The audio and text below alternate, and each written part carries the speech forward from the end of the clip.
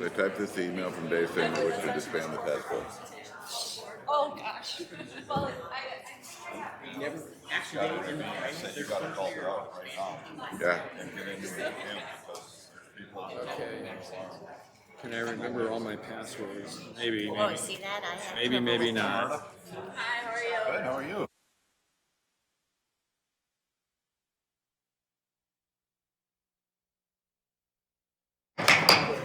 It's different. Call the meeting of the, what is it, June 13th. They're Republican. Minnesota Board of Regents Finance and They're Operations Republican, Committee to order, President Kaler. Sir. Okay, so first of all, I just want to welcome our two students, representatives to the board. And we have Marta Dean from the Crookston campus. Although Marta, we have talked and you're gainfully employed now. You graduated and did you walk the commencement at? I did. Okay, and you had Regent Shu present the diplomas this year. I did. Yeah, he did, okay. And we have Mason from the Rochester campus. Thank you for being here. Yeah, You thank from you. Lowry, Minnesota? Yes, I am. I thought you were. You're from my neck of the woods, yeah. All right, are you home for the summer at all? I am not, but I did actually go home last weekend, so. Terrific. Okay, I have two boys up in Alexandria. I just don't want to, you're getting up to Alec, I'm not going to ask you if you've seen them out on the town or anything, so. Anyway, ready to start. Today's meeting will focus primarily on the president's recommended fiscal year 2020 operating budget. In order to give that item as much time as it needs, we are going to reorder the agenda to move the time-sensitive items first, followed by a review of the operating budget, and if there is time available, finish with an overview of family student housing on the Twin Cities campus. The overview is a very important topic, but since it is not time-sensitive, it could be delayed to the committee's next meeting if needed. We'll first take up item 1, the proposed capital improvement budget for fiscal year 2020. Then we are going to take items 4 and 5 on your agenda, the real estate transactions. Then item 6, the consent report, followed by the operating budget, which is just for review. So we're going to get the voting done first, and then we'll go to the operating budget. And then if we have time, which we most likely will, the family student housing overview and any information items. So I know that isn't exactly how your agenda's in order, but that is how we're going to do it. And we are going to tee up then at with the recommended capital improvement budget, which we need action on. And President Kaler, Senior Vice President Burnett, and Assistant Vice President Brian Swanson is here. I will just tell you, I think that Senior Vice President Mike Bertelson is in Norway today, is he not? Norway or Sweden? Or Norway. Somewhere? Okay, so he's probably up and at 'em out there. So I guess President Kaler, Senior Vice President Burnett, and Assistant Vice President Swanson, if you guys are ready, we are ready to listen.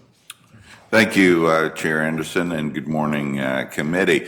We are ready to bring forward to you the 2020 annual capital improvement budget. As you know, this budget depends critically upon the allocation from the state of Minnesota via bonding bill. Since we did not have a bonding bill this year, it's a relatively straightforward presentation that addresses critical needs, mainly in repair and replacement. So with that, I'll turn to my colleagues for their presentation.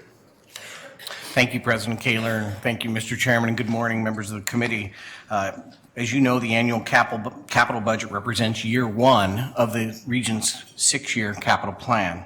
It includes individual projects greater than $1 million, as well as approval for pools of repair and replacement funds that fund a various number of projects around the university's campuses.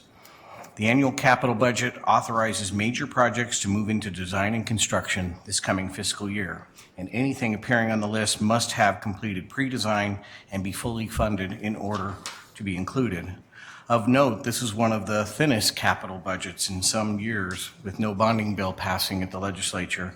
I will now ask Assistant Vice President Brian Swanson to walk us through the remainder of the presentation. Then he and I will be available for discussion and any questions. Thank you. Mr. Chair, Regents, you'll see that the budget before you this month is $130.1 million. That's down from the $374,846 million that you saw last month. The primary driver of that change then is the removal of the state-funded projects that did not get funded in the session that ended this last month. Since May, we've added one project. We increased the amount of money for the Student Affairs Repair and Replacement Fund by $600,000. And you can see the 3 projects that were removed following the end of the session. So the money that is in the capital budget this year is all university funds. It's largely operating funds for repair and replacement, with the university debt supporting the library project on the Twin Cities campus and the housing project on Duluth. And then this is just a reminder of the projects that we showed you last month that were not yet ready for the capital budget this year for June, but may come up in the course of the year if they complete their pre-design and have all their funding in place. So as Vice President Burnett said, it's a very thin capital budget. And with that, So before you is the resolution that we need you to vote on, and for new members, as we talked, we have to give a list to the MMB tomorrow, a potential list, even though you'll formally adopt this list this fall. We have to give a preliminary list to the state by tomorrow. So acting today and tomorrow is important for the state to get its read from the Regents about its capital priorities. Thank you, Mr. Chairman. A very brief question, Senior Vice President Burnett. Even though we have to give them a preliminary list tomorrow, are we allowed to add and subtract, I assume, to that list? Mr. Chairman, yes, members of the committee, we can make changes in the fall when we bring you the capital budget in September and October.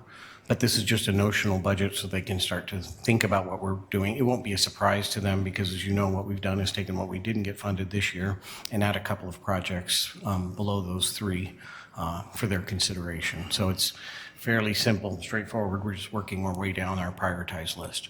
Okay, thank you. Before we go any farther, I would like, if someone would so move this item, we'll get the motion on the table and then we'll ask for discussion. Regent Chu, is there a second? Second. Moved and seconded, so now it's open for discussion. The motion is to recommend the fiscal year annual capital improvement budget. I just want to also just very briefly mention, I failed to recognize it's the first time at our Finance Committee that we have Regent Davenport, Regent Kenyana, Regent Mayeron, and Regent Herr here. So if you do want to speak, I would ask you just to catch Jason's attention, and he will get you on the list of anybody who wants to speak. Okay, that's kind of how we do it. So with that, I see Regent Strigham has a, you want to open up the discussion? Well, sure, as long as I don't close it. Okay. Mr. Chairman, Brian, as you probably know from the news, there is some discussion in the legislature about a special session centered around insulin problem, I think. But if the legislature were to include all 4 caucuses in their decision-making, which they did not do, and the reason we don't have a bonding bill, I think, and they were to pass a bonding bill in a special session, tell me about the timing of how that might affect can we get it into this year's 2020 capital improvement? If suppose they were going to have a session in August or July or whenever. Senior Vice President Tell me Burnett. about the timing involved there. Would we come back here, sit here, and then approve it right now rather than waiting until next year? Mr. Chairman, Regent Strigham, boy, I hope that would be the case. If the state were out to have a special session and actually pass a bonding bill, I think we would look at the timing of how far that's away from your next meeting and talk with the board staff about potentially even doing a telephone meeting, because I would hate to let that capital sit for a period of time until the board could reconvene to give us permission to move ahead. We have a number of shovel-ready projects ready for HEAPR that we could start on the day after the appropriation hits the books. So I think we would work with the board staff to see how quickly we could assemble the Regents to be able to give the administration the authority to move forward on any projects that were funded in a special session. So, Mr. Chairman, we do have projects, as you say, ready to go right now. Yeah. So, Mr. Chairman, Regent Strigham, we do. it could be two months before we'd have a regular scheduled meeting. Right, and so that's often, the Regents in my tenure here have met in special session for M Health. You've met in special session on a number of things. So I think that this would be, when you're talking about millions of dollars of repair to our campuses, I think that that would warrant at least consideration for a special meeting of the board to adopt those projects as funded by the legislature. It's probably a bigger issue from my perspective on HEAPR than it would be on if we were able to get the funding for the Institute for Child Development, which still has some work to do on the A&E side on design, but it's probably more of a HEAPR. Could we get going on HEAPR issues? And as you probably understand, we try and get a number of these projects done between sessions in the summer. So if there was a way to get some of them done before school starts this fall, we would have to prioritize in that regard as well. Well, Mr. Chairman, if this discussion moves forward, and it's probably a pretty big if, but if it does, I would hope that the legislature would include all 4 caucuses and the governor in their decision-making process, so we could maybe be able to move forward with a positive bill. I think that's a point well taken, Regent Sviggum. Regent Shu. Thank you, Chair Anderson. Thank you, presenters. Just a couple quick questions. The first one is, what actually what part of this docket that we're looking at actually gets submitted to the state today or tomorrow? Swanson? Chair Anderson, Regent Chu. The part that gets submitted to the state is in the information items. There's a item there called the preliminary 2020 state capital request. And those projects listed there are what go into the Minnesota Management and Budget preliminary submittal that we submit into their online capital budget system tomorrow. Okay, thank you. And then follow up. Okay. So of the projects that didn't, that came off the list because there was no bonding bill, for example, the Child Development Center and the Anderson Hall improvements, what does it take to get those back on the list? And do they just kind of sit there? Do they have priority over other projects because they were already in this year? Let me answer. Regent Anderson, if I can, Regent Shu, what we did was take the list that wasn't funded and put it at the top and bring any new priorities below it. But obviously, this is subject to the next president's review when we formalize this fall.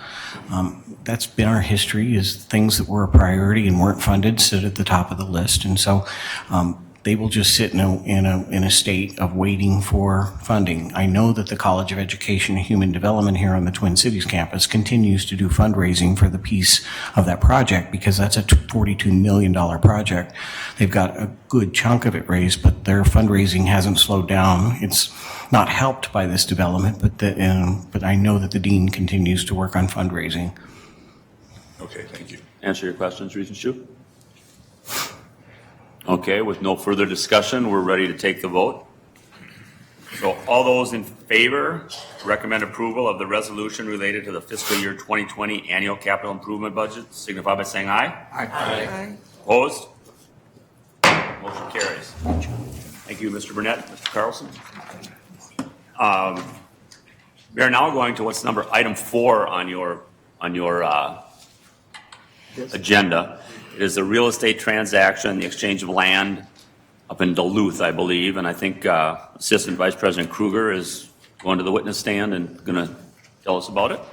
We did review this last month, if you guys all remember. We reviewed it. So, Ms. Kruger, if you're ready, you're welcome. Chair Anderson, members of the committee, thank you. As Chair Anderson said, we reviewed this in detail at last month's committee meeting.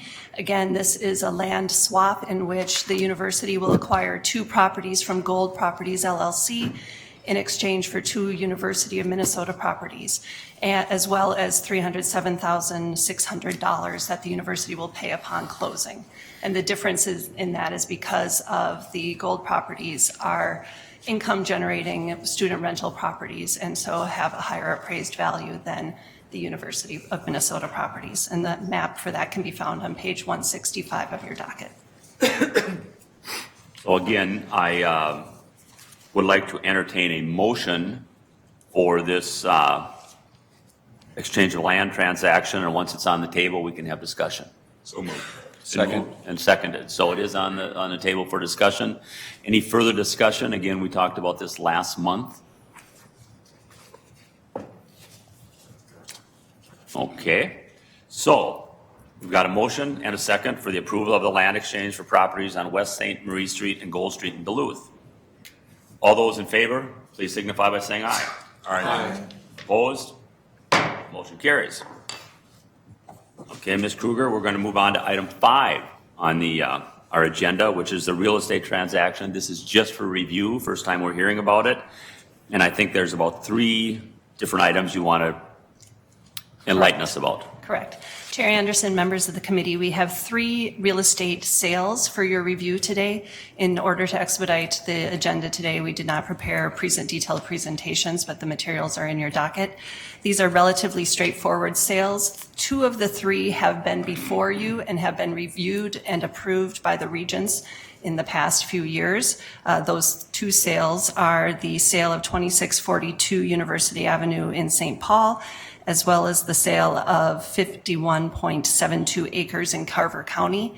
In these 2 cases, the sales fell through and we put them back on the market, and we're back before you today for review of those 2 properties. The 2642 University Avenue St. Paul property has been on the market since 2015. And it's up for sale now. Price has been offered of $1.8 million. That's slightly below the $1.85 million appraisal value, but given the fact that it's been on the market for this considerable amount of time, and the 2 previous offers where we had executed purchase agreements of $2.1 million, both fell through during the due diligence period, we're recommending the approval for the $1.8 million sale for 2642 University Avenue. In the case of the Carver County sale, this is 51.72 acres in Carver County adjacent to the Minnesota Landscape Arboretum. This property was identified for sale late in 2012 in conjunction with identifying funding sources for the planned purchase of 78 acres at the Arboretum. And so the Arboretum had identified 78 acres that they wanted to purchase, and in order to purchase that property, they identified some other property, less desirable property, for sale. This has been on the market since that time.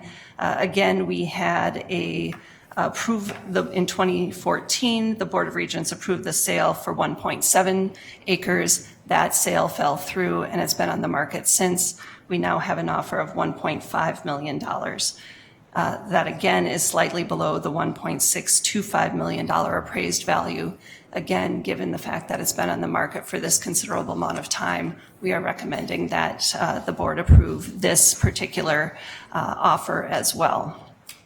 That money will be applied to the remaining $1.3 million internal loan that the university issued to the Landscape Arboretum to purchase that 78 acres.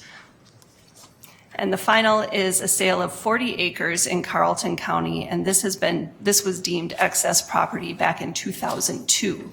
So the this property has been on the market for a considerable amount of time. It's 40 acres of low-lying wetland with no road access. And so we have an offer for $8,000 for that property. And we are recommending the sale of that property as well.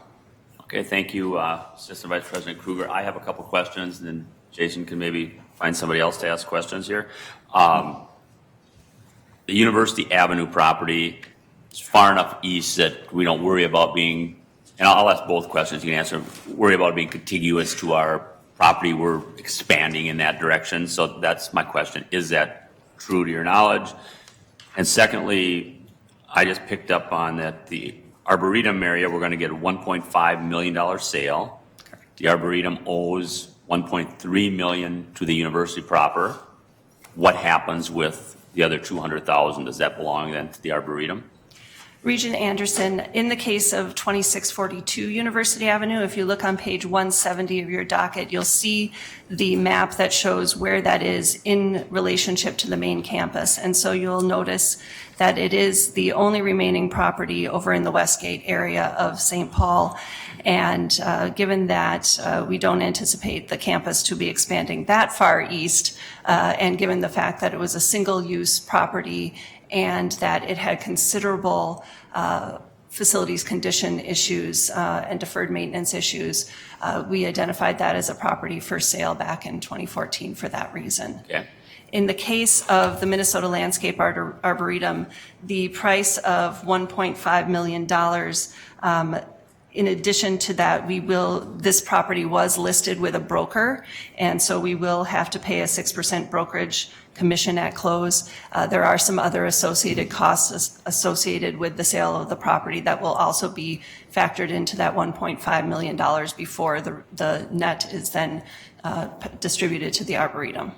Okay, the net would go to the Arboretum if there Correct. is some. Okay, thank you, that's what I wanted to know. I have no more, Regent Shu. Thank you, Chair Anderson.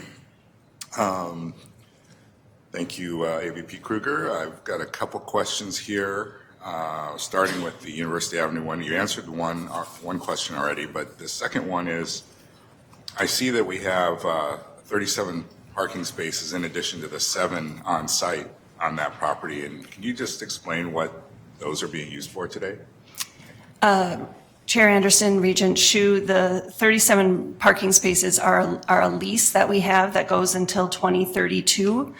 Currently, they're associated with the building, but they're not currently being used.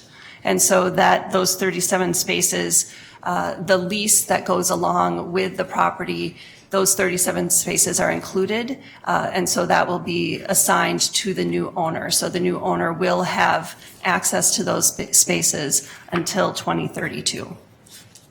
Okay, thank you. And then on the Arboretum property, I mean, I have no idea what that land actually looks like, but is that something that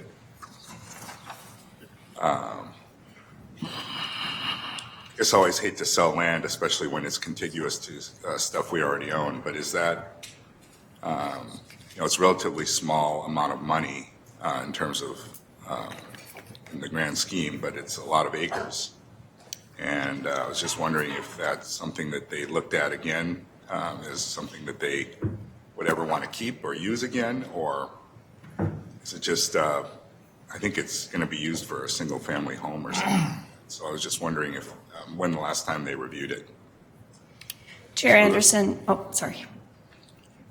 Oh, go ahead. Chair Anderson, Regent Shu, the Arboretum, when they determined that the strategic value of the 78 acres that they purchased, they did determine that this was excess property. And if you look on the map on page 173, you'll note that that is south of 82nd Street. So it's a finger that is kind of a lone peninsula that is south of 82nd Street.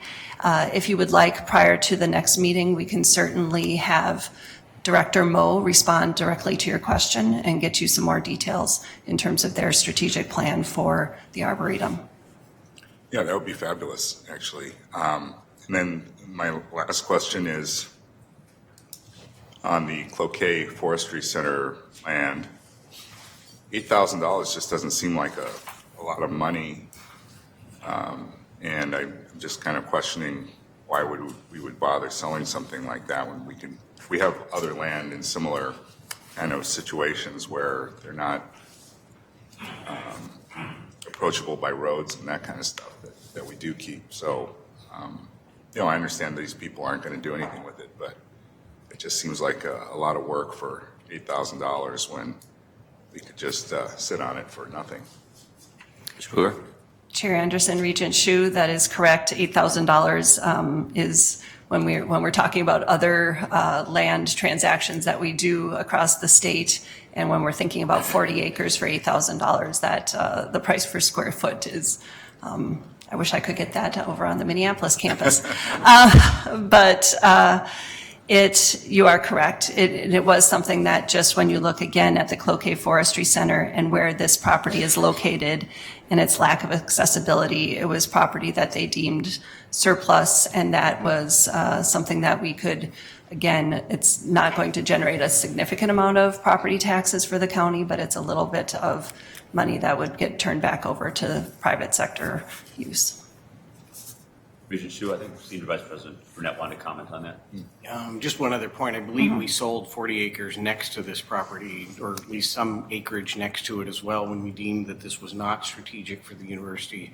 And so I think that this completes really a parcel that we don't feel is strategic for the future of the university. Is that right? Chair Anderson, Regent Hsu, and Senior Vice President Burnett, we did identify there were 4 parcels, A, B, C, and D, that we determined back in 2002 were excess surplus property. The parcel most recently sold for $8,000 as well was farther east, closer to the city of Carlton, near 210, but that was, again, another property. So we've been slowly marketing these properties, and again, there's not a significant a number of buyers that are interested in these properties, so they have been sitting there and marketed on the real estate's website since 2007. Thank you. Regent Rocha. Thank you, Mr. Chair. And I apologize if some of my questions might be answered as a part of this. My understanding with this land that the buyer just plans to sort of buy and hold. Are there any restrictions on their ability to develop this property? Chair Anderson, Regent Rocha, any restrictions would be Carlton counties to dictate. Again, being that it's mainly wetlands, I would assume that there would be, if any development would occur, that they would need to deal with the wetland replacement issues. Again, there's no road access to this property currently, so that would also be something for consideration. But any private sector, any private individual would have to work with the Carlton County to actually develop this property. Mr. Chair, thank you. And the only reason that I raised that is when we talk about the strategic value of the property, and I think about people that do development in other ways, oftentimes you kind of look at a portfolio. When you have a parcel, you have to have so much that's set aside and not being developed, and that there is a value to the state. I know that people seek to provide land to the parks, to the state, for parks or locally for parks, and oftentimes the money's not there to take it, and so it doesn't happen. But looking at our overall land portfolio, I think there is a value to say, as an institution, we have all of this developed land, but we also maintain some pristine land, and that is not for development. So I think that you could at least in that way argue that there is some value to us, and as we talk about as an institution for the state, we hold all this property, and we have some property that we have purposely preserved without development. This would give you 40 acres to that end. I don't know that this is necessarily where one would draw the line and say, well, here's where we're going to start, because it's a little off the cuff here. But I would just say, as we look at our portfolio across the entire state, as people provide this, and oftentimes they provide it for research. We never get to that level with the land. We've seen that in the past. But I do think that there is value to holding some land in pristine condition. And as we go forward, that might be something that we can kind of evaluate in our portfolio of property. Thank you. I think Regent Rocha makes a good point, and I would actually just say maybe sometime the real estate office could give us an idea of how much virgin property, if you have, that we do own somewhere. So when people say, oh, you're developing the Minneapolis campus, I think it's a good argument to say, well, we also have this in the state of Minnesota.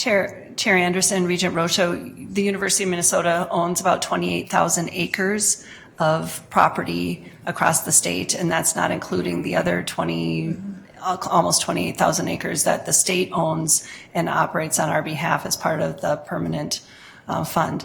And so we'd be happy to do a higher level overview at some time in the future for this committee that gives you an overview of where those properties are and how they're used. In the case of this property, what I would recommend is, prior to action at the next meeting, I would have our director of the Cloquet Forestry Center provide you a little bit more information as to why they determined that these were surplus properties and how it relates to their research value. Thank you. And I actually think, having an idea of what acreage we have in development, what is the Minneapolis campus, what is the St. Paul campus, what is the Morris campus. And I know up by Morris there's a lot of property for wind power and stuff like that. I think it behooves us to have those numbers. I think it'd be nice to have. So thank you. Is there any more questions of Ms. Kruger? If not, we're going to move on. Thank you. This Thank will you. come for action in July. Thank you. And Chair Anderson, one final point is on the university's website, we do have a detailed list of our entire land inventory. And so I can certainly send that link to terrific. the Regents as well, so that prior to us giving a formal I haven't presentation, discovered that. I have we not can discovered that. certainly. Regent Hsu, have you discovered that yet? I have not seen it. We can certainly, we'll give you a formal presentation, but there's a wealth of information on our Terrific. website. Thank you. Okay, that concludes item 3, 4, and 5. Wow.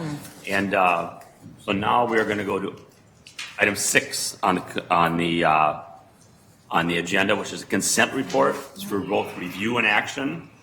And this month, the consent report includes the Central Reserves General Contingency, which contains spending approval to support the university presidential inauguration activities, purchase of goods and services $1 million and over, the appointment of trustees to the Landscape Arboretum Foundation Board of Trustees, an employment agreement for the Dean of the Humphrey School of Public Affairs, an amendment to employment agreement for the head coach of the men's hockey program in Duluth, an amendment to the employment agreement for the head men's hockey coach on Twin Cities campus, and a schematic design. Before I ask if there are items committee members would like to separate out, are there any questions? And then I will ask if anybody wants to separate something out for discussion from the consent report. Any questions on the items? Hearing none, I'm going to ask, is there any items in the consent report that members of the committee wish to separate out of the consent report? Regent Rosha. Mr. Chair, you talked about the appointment, the Humphrey Dean appointment. Yes, ma'am. Yes, sir. If we could just have a brief moment to talk about that, I'd appreciate it. So, Regent Rosha, we want to talk about it as part of the whole consent report, or would you like to pass the consent report without that and then have that be separate? The latter. Okay, so I'd like a motion then, and I think you're making that a motion to, are you making that a motion to? Oh, Doesn't require a motion. okay, so we're going to separate that out and it doesn't need a motion. So let's do this. You've got the consent report in front of you. I would like a motion. I'll move the consent report minus the referenced item. Terrific, that's what I was going to ask for. So is there a second? Mr. Regent Kenyatta seconds it. So any discussion on any of the items outside of the reappointment of the Dean of the Humphrey School? It's open for discussion. We've got a motion on the table. It's open for discussion. Regent Hsu. Thank you, Chair Anderson. I just have a question about the spending on the inauguration activities. How much is that? So it's $250,000. Is that just kind of one event, or is that a whole bunch of events? Or Are you the man to answer that question, or? Okay, we're going to ask Senior Vice President Burnett to answer that. Thank you, Mr. Chairman. Regent Hsu, the plan is still being put together with President-designate Gable, but it's mainly around the inauguration that would take place at Northrop, and a number of the expenses are security, the things that we need to do to host a very large event on the Northrop on the Northrop Auditorium on that Friday, September 20th. But the budget, that's a not to exceed per our discussions with President-designate Gable.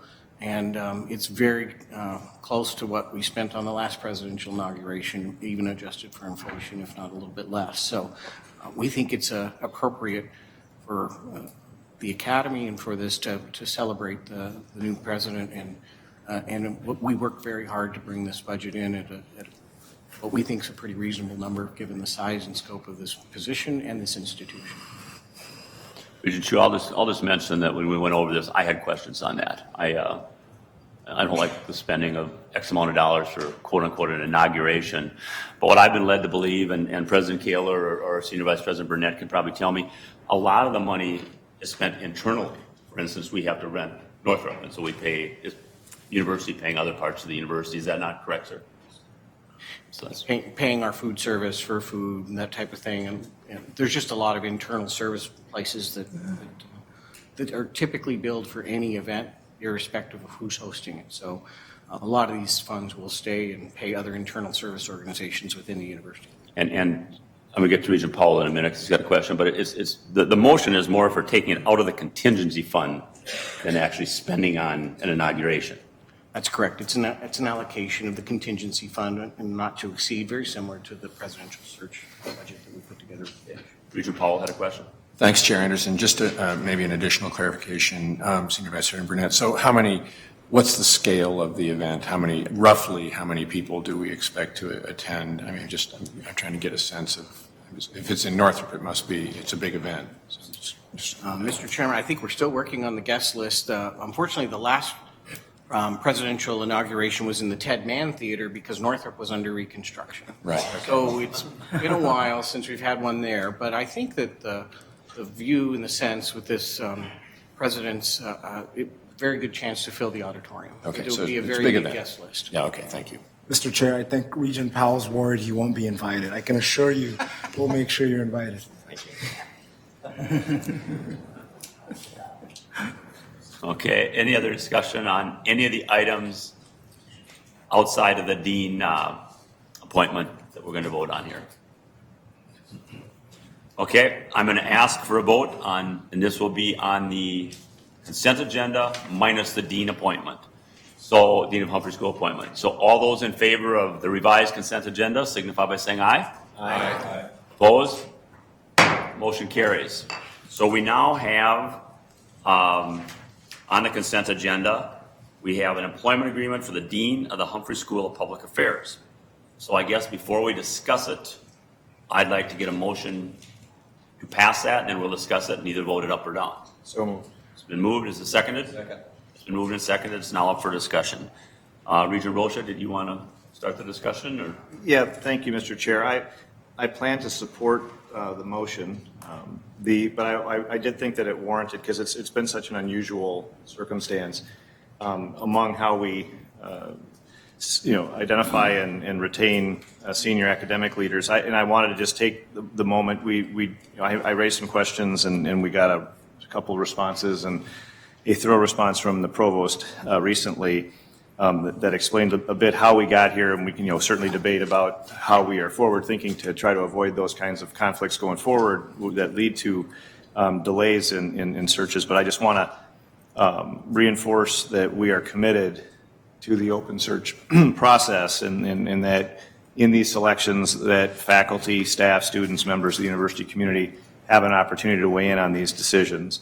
And that is still our strong preference. The other thing that came out of the conversation was understanding that when we do these, interim's not the right term, but when we do these appointments in this particular way, which again is hopefully exceedingly rare, that they are at will, which ultimately, and what my great concern is that as the provost successor is selected here in the coming months, that we're not tying that individual's hands, and that if that person is in a position to proceed with an open search, giving the college and the university community a chance to be a part of that open search process, that will proceed. So I wanted to ensure that was on the record as we move forward with this, and I certainly would be grateful for any feedback that might come, and if there is none, I'm prepared to vote. Thank you.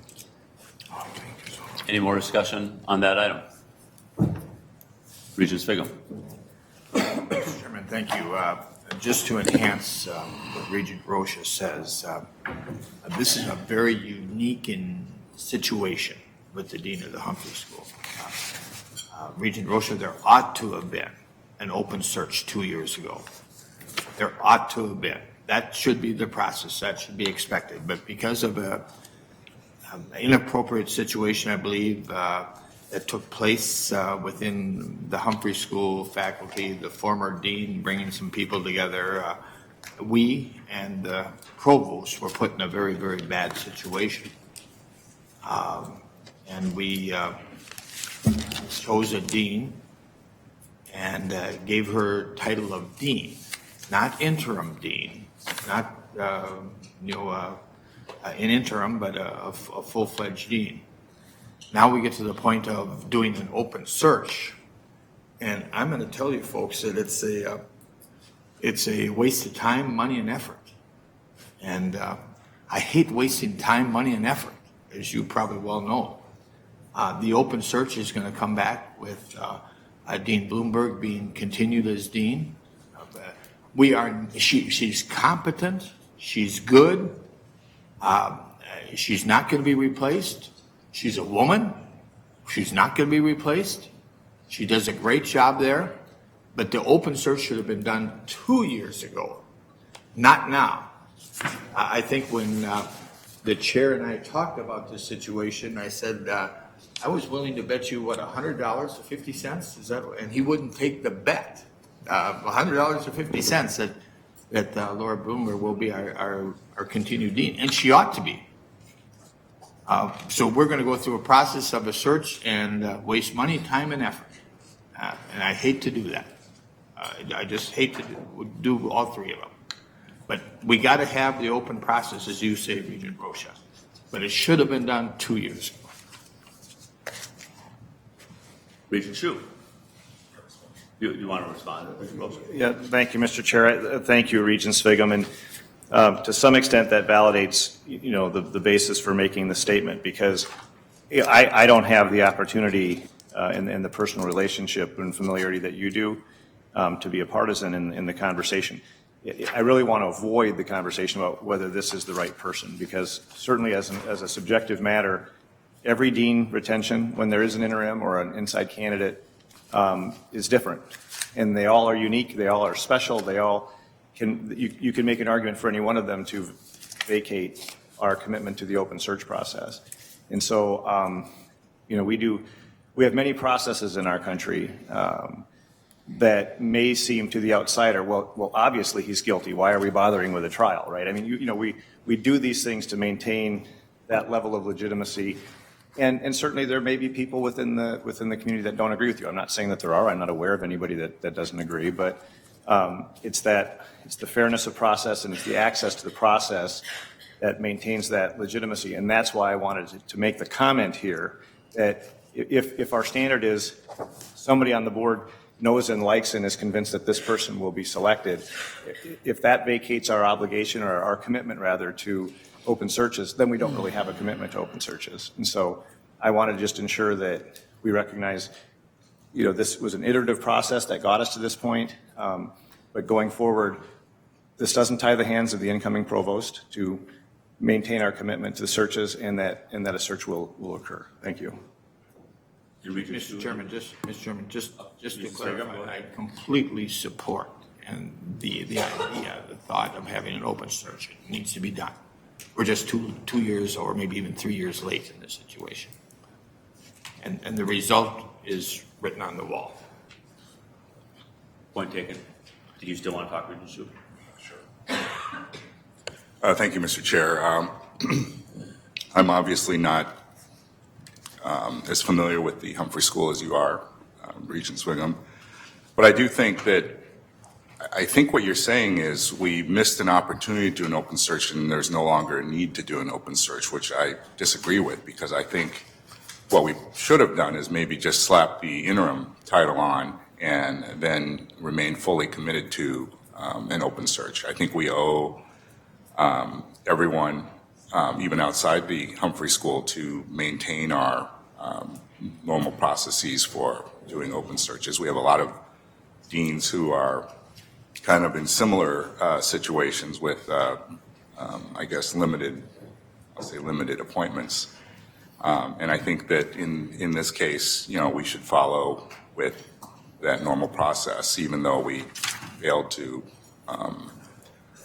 approve the proper steps along the way. I think that the new administration coming in should have the opportunity to take a new look at this, and I would think that it would take less than 2 years to do it.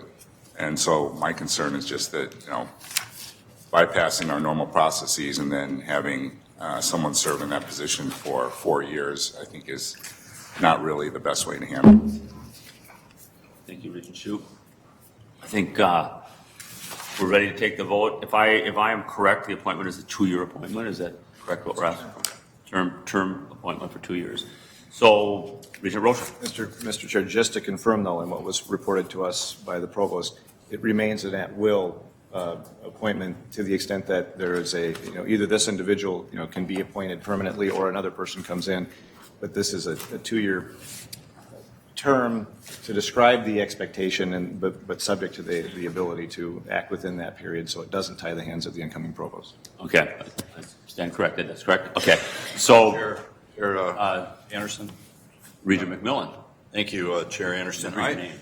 I think that a key consideration here is what's best for the school and the university, and I believe with the supplementary material that the provost has put in place, everybody appreciates the fact that this university is committed to the open search process. But as Regent Swigum has explained, there are circumstances, and this is one where that didn't happen, and I wouldn't want to anymore tie the hands of the incoming administration to force a search than I would anymore to say we're never going to do a search. I think that it's up to the incoming administration to look this over and make a decision. In the meantime, we have an extremely capable and competent dean leading a top 10 public policy school, and stability for that school with the support of the incoming administration that this will fit into their timeline to make a final decision, I believe all makes very good sense. And that's my basis for supporting it, but I wouldn't want to tie the Gable administration's hands in any way on this matter, and I believe Regent Roche's clarification of an at-will, it's a 2-year term, but at-will is, everything could fit into this scenario at this point. So that's how I feel about it, and I appreciate the dialogue and very appreciative to Provost Hanson for her extra effort here to make sure the full board had the opportunity to understand how we got here and where we're going. So thank you. Okay. Any further discussion? All right.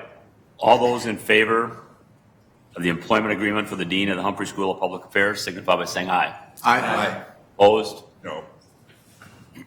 Duly noted. Motion carries. That takes care of the consent report. And kind of like they say at the boxing event, not that the rest wasn't very, very important, but we're on to the main event.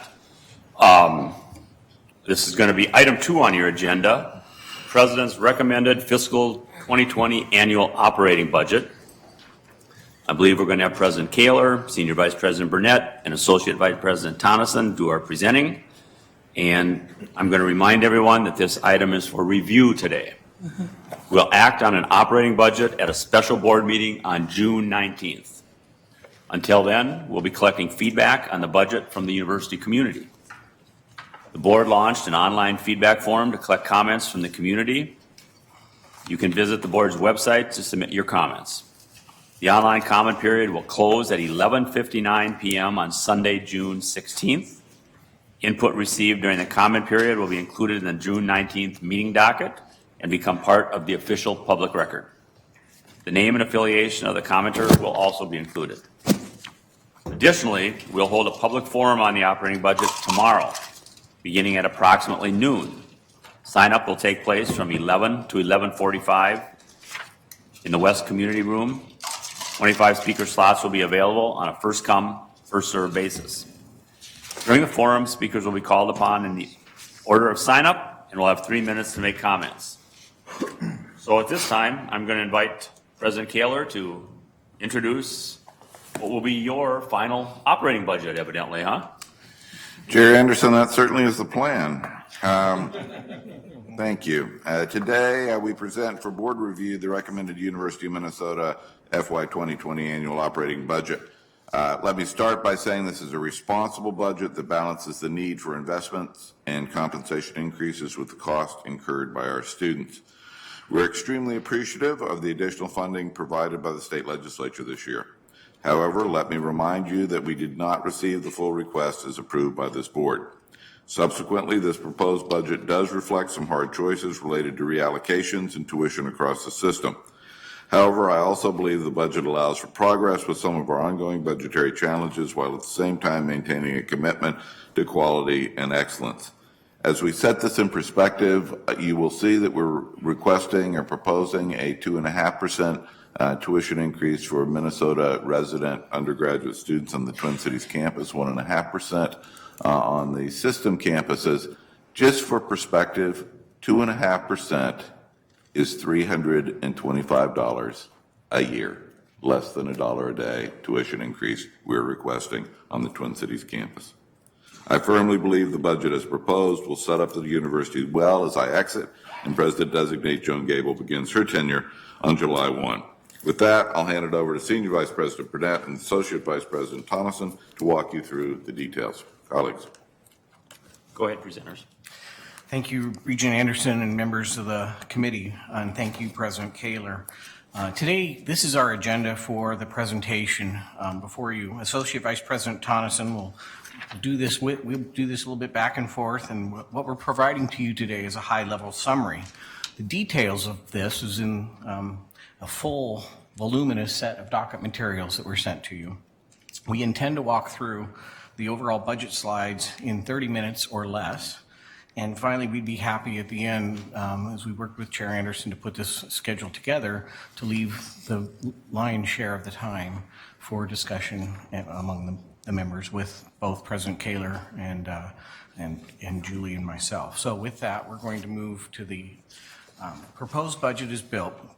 And as President Kaler noted, I would submit that this is a responsible budget that we crafted with an eye toward continued restraint on tuition increases while providing the funding necessary to maintain the excellence we've come to expect from the University of Minnesota. It was a challenge to put this budget together, but particularly when you think about the breadth and scope of this institution and the lives this institution touches, the expectations, the competing expectations that the people of the state have for the university and its land grant mission. So our top three priorities in putting this together was to advance the university's quality and competitiveness, specifically targeted and timely mission-critical investments, support for our talented faculty and staff. You've heard us say many times that the most valuable resource at this university is our people. We believe they should be prioritized within this budget, and this budget does just that. We also wanted to prioritize financial access and affordability for our students. And finally, maintain excellent and efficient operations. So doing all those together was the priority as we put this budget together. Although we have emphasized during the year on a number of occasions that the budget framework conversations we have focus mostly on the O&M and tuition part of the budget, it is important to understand that the budget we're asking you to review and approve next week is an all funds budget. And so this pie chart represents all the funds that are budgeted at the university.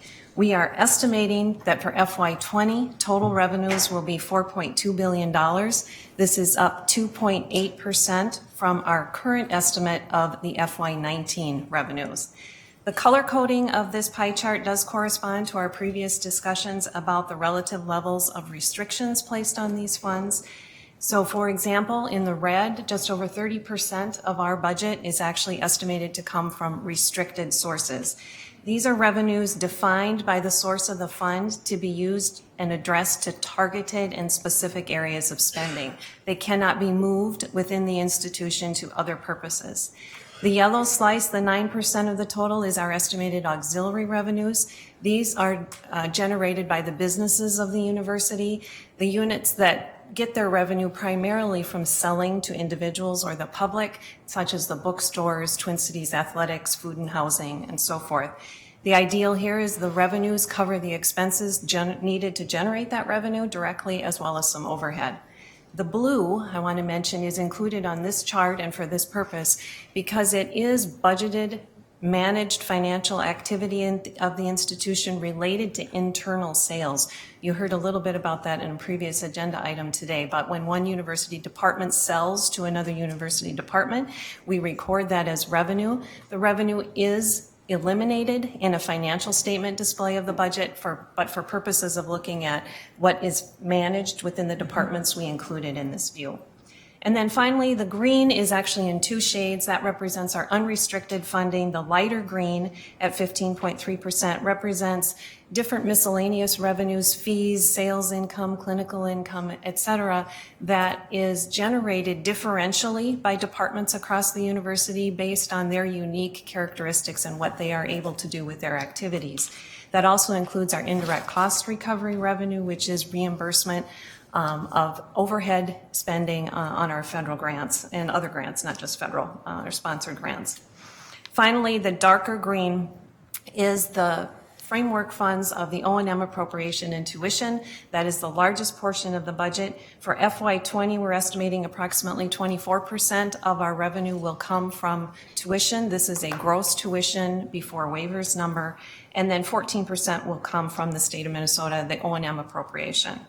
On the right side of the chart, we've displayed totals that are anticipated for the funds we pay the most attention to in the budget process, the centrally distributed and attributed funds. That is the state appropriations, tuition, ICR, and central reserves. Attachment 11 to the budget on page 118 of your docket includes the unit by unit distribution of those funds, so you can see how they display across the university. We will talk more about the changes and proposals in the budget framework funds in our subsequent slides. That's what we will spend the most of our time on. But the bases in the budget for the other revenues are actually based on trend or sometimes some known activity. So I want to make a note here that there is included in this budget an increased revenue associated with the agreement with the Fairview Health System and the medical school.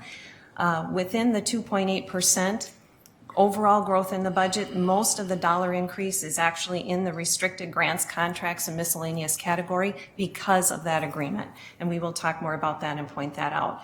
The second largest increases are in the state appropriation and tuition, which Brian will begin discussing now.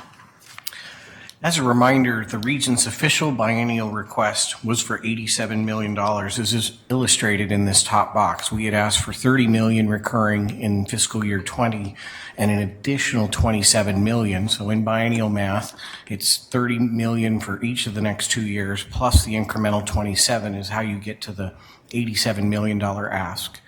That was our request. What we received notionally and has been reported widely was about 50% or $43.5 million. But in biennial math, one of the pressures we face is it's really about 40% of what the Regents asked for. Because if you look at the bottom, the legislature gave us $20.88 million in the first year,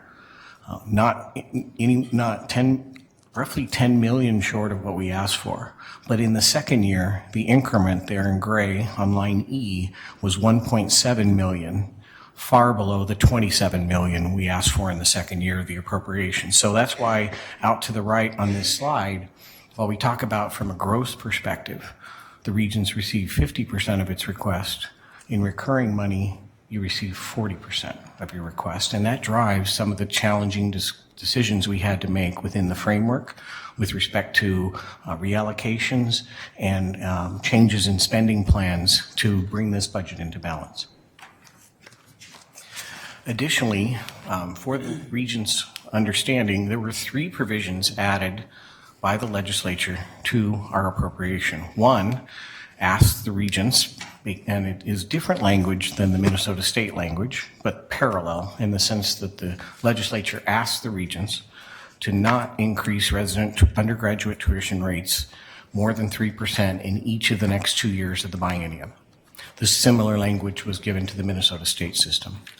Second, the Regents were asked to hold online fees in courses in fiscal 21 to the fiscal 19 level and provide a report by January 15th of 20 about our online fees.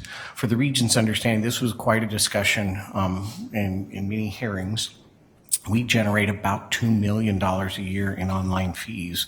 1.1 million of that is on the Crookston campus alone, and the rest are in 2 or 3 other places in the university. It's quite different than the revenue that is attributed to these fees in the Minnesota state system, which was approaching 35 million, which is what got the legislature's attention. We'll be bringing that report back to the Regents this fall before we submit it to the legislature, but we do have an online course report to present. Third, the Regents also, the legislature also asked the Regents on administrative costs. And as you may have followed during the legislative session, there were a number of iterations of things in fact, talking about a mandatory cut, a 10% cut without definition. And through very hard work, by our government affairs folks, working with them. What we ended with was a report by February 1st of next year on what our definition of administrative costs, a description of how the expenses are tracked, and examples of process improvements or best practices implemented to increase efficiencies and contain these costs. And candidly, we think as a way forward, not only to be responsive to that request from the legislature, but also to bring forth some of the things we've been talking about over the last few months, that our recommendations in this lower box, where we would work with the board to design a governance level report, one on headcount changes in various ways to determine alignment with the university's priorities and areas that may need adjustment.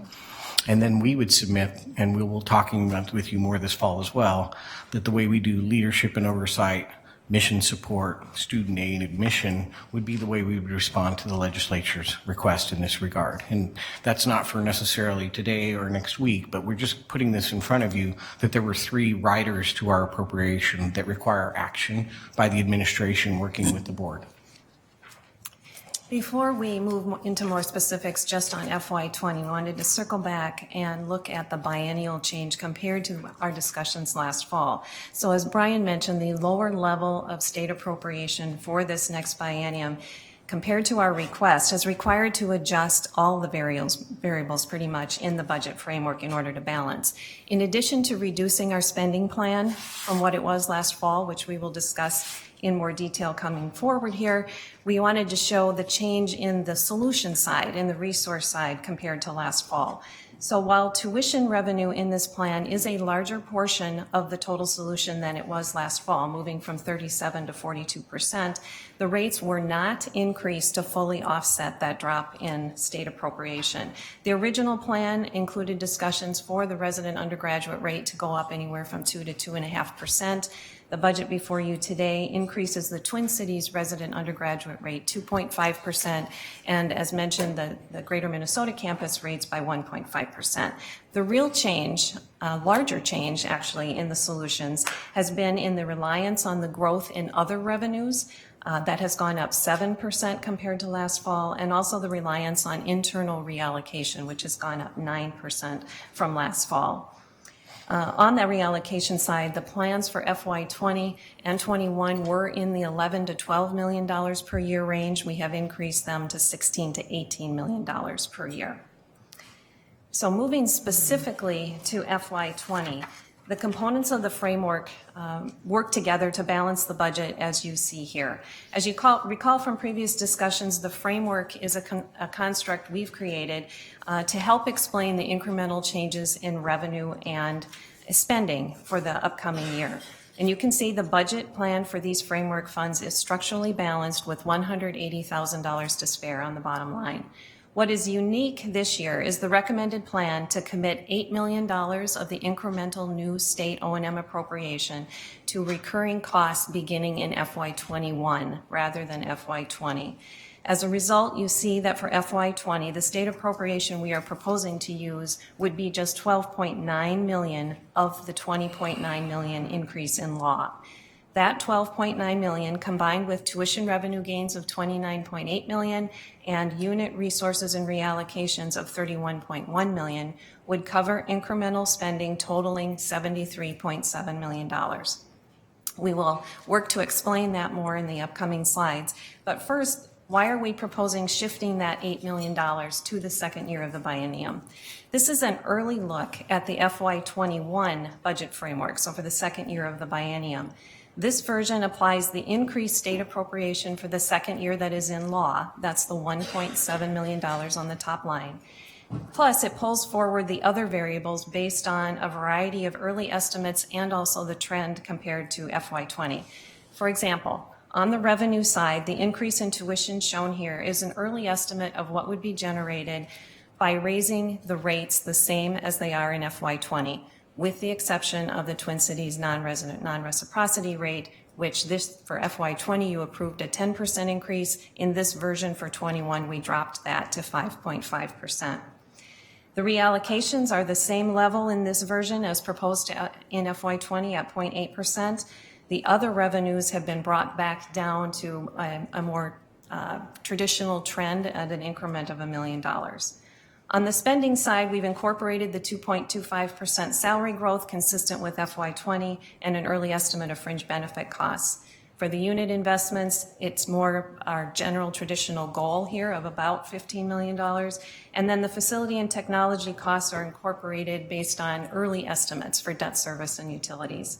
With those assumptions, we would be about $11 million short.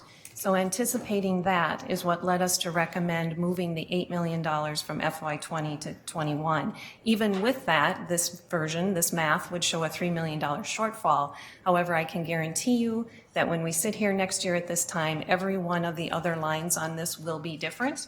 Our work over the next year will be to make decisions and to update estimates in a way that brings that into balance. But it will just be much easier carrying forward that $8 million. So moving from the state appropriation to tuition for just a few minutes, this budget proposes the rate increases and the rates as detailed here. In total, these changes combined with anticipated enrollment changes in some units and the new CSE, the newly approved CSE surcharge, are estimated to generate $29.8 million in incremental new revenue. Starting from the bottom, you can see that the professional rates vary from 0 to 3%. That's based on the individual unit's assessment of their rates position compared to peer institutions and programs, the ranking of their programs, the debt loads for students, and so forth. Oops, sorry. In the middle, or in the center line, we're proposing a 3% increase in the general graduate school rate, which is for the majority of our graduate programs. Within the tuition rate tables in attachment 5 to the budget, beginning on page 82 of your docket, you'll see the unique departmental master's program changes as well, generally from 0 to 5%. And finally, at the top of the chart, you see the proposed increases in the undergraduate rates. And those are detailed more by campus and by year on this chart. This next slide shows essentially for the last 7 years what the tuition rate changes have been for the 5 campuses of the university for undergraduate residents in Minnesota. And if the board were to accept and approve the president's recommendation in the last column to the right, you would compute about an average annual increase of 1.6% on the Twin Cities campus and less than 1% on the other 4 campuses. We submit to you that this is, again, the indication that the board, we are sensitive to the cost of the student's education, but also have real needs with respect to running this institution and keeping it at a high quality. But if you were to approve these recommendations, you can look across this chart here to see that the average would be much in line with inflation, if not below. And secondly, as board policy, you can see all the way back to 2012, the non-resident, non-reciprocity rates on the Twin Cities campus have been increasing rapidly. The goal, as we have been directed by the board, working with the president, was to work toward getting the Twin Cities non-resident, non-reciprocity rates to the median of the Big Ten, which is also where our resident undergraduate rates sit. And you can see that this year, with what you approved last December, we've gone from $17,000 per year to $31,600 per year. We believe this will be close to the median of the Big Ten. A lot of it depends on what the other institutions in the Big Ten do during their rate setting this year. And as we discussed last December, we believe this should be the last year of double-digit tuition increases in this category while we work on establishing those pipelines. This is a very important revenue stream for the Twin Cities campus, and we think that bringing this back to 5.5% in the next year, which is what we built those early assumptions on, would keep us in that median of the Big Ten and yet give us the best chance to bring in that class that can help subsidize, candidly, the resident tuition of Minnesota residents. In addition to tuition, this budget includes proposed changes in fees and room and board changes. The tables displaying the changes in tuition from here and the room and board are included on page 57 of your docket materials by campus. We won't go into those in high detail today, but included in those tables there are increases for academic fees. These are the campus and collegiate fees required for each enrolled student. For FY20, we are proposing increases in those fees of $10 or less per semester at Duluth, Morris, and Rochester. In addition, for 5 Twin Cities colleges that you see here, we are recommending increases from $10 to $70. These are colleges in which the fee has not changed for at least 3 years, and in some cases it's been 7 or 8 years since they have increased those fees. In all cases, the use of this particular fee revenue is consistent with board policy that identifies these fees for goods and services that directly benefit students but that are not part of actual classroom instruction. So for advising, career services, computer technology, and so forth. As this slide indicates, in addition, there are a variety of course and miscellaneous fees charged to students based on their specific registration activity or their service requirements. We review these fees extensively. We have a very robust process where units have to submit fee requests in the system. They provide a lot of detail on revenue estimates, the rationale for the fee, what it will be spent on, the compliance with policy, and so forth. Across both the course and miscellaneous fee categories, 97 fees existing this year will be eliminated for next year based on our review. And of the remaining fees, almost 80% are not changing. You can see some are decreasing, a few are increasing, and there are several new ones. I do want to say the complete listing of all proposed fees and changes from this year can be found in attachments 7 through 10, beginning on page 91 of your docket materials. It's very small print, lots of fees there, but if you ever have questions, we're happy to address those. Turning to the other university resources as part of the solution, the $31.1 million can be broken down into 2 components.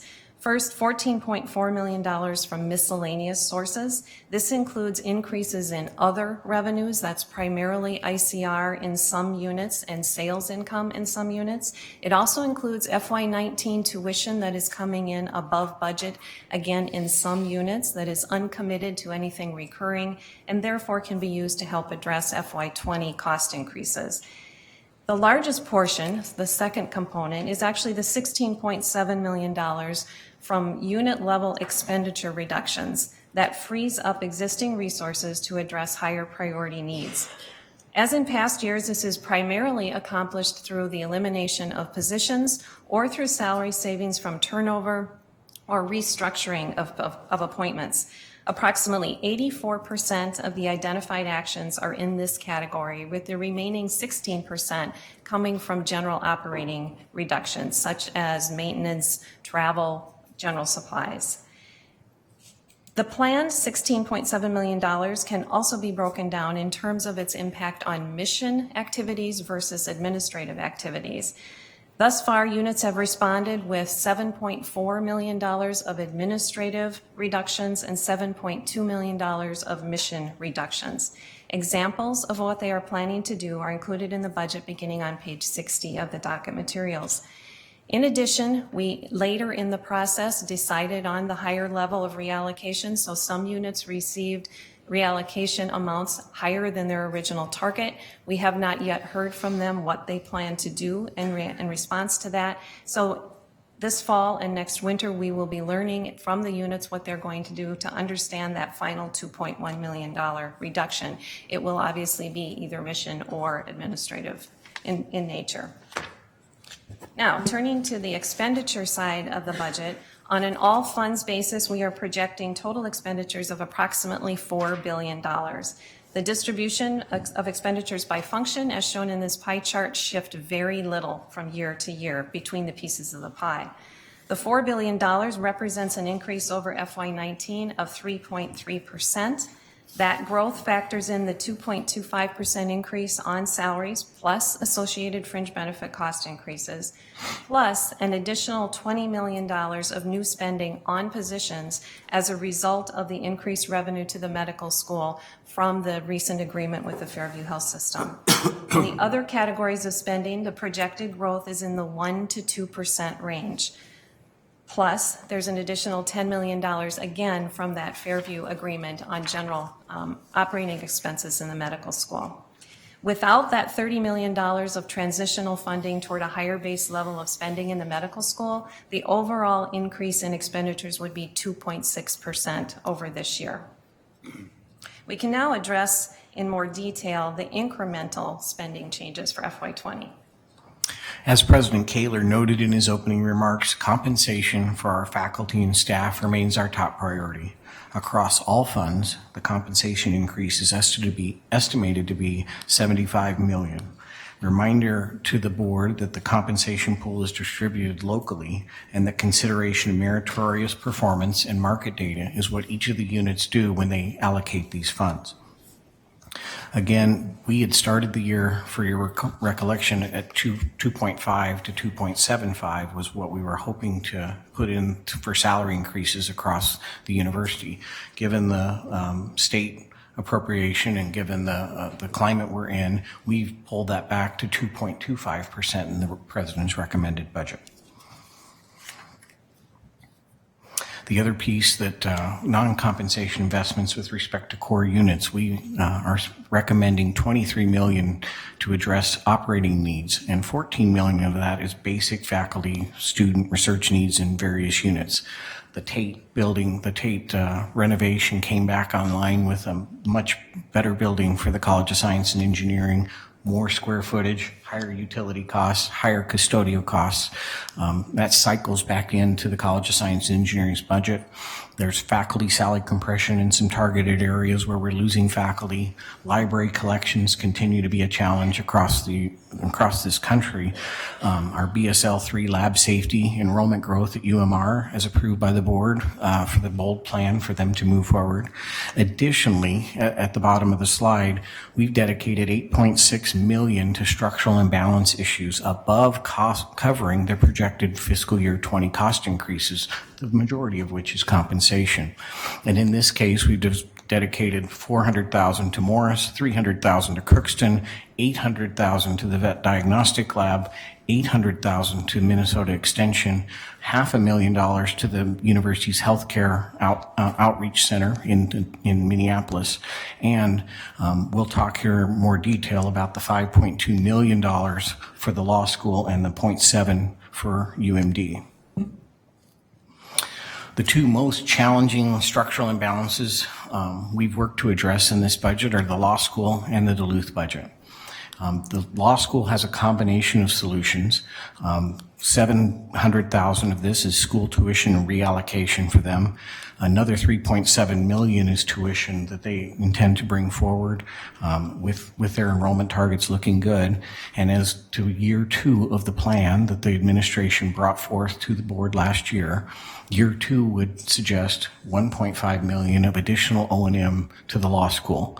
And for the new regents, the recently elected regents, it was a 3-year plan to get the law school balanced because of a number of factors that we've detailed about the market nationally around the law school.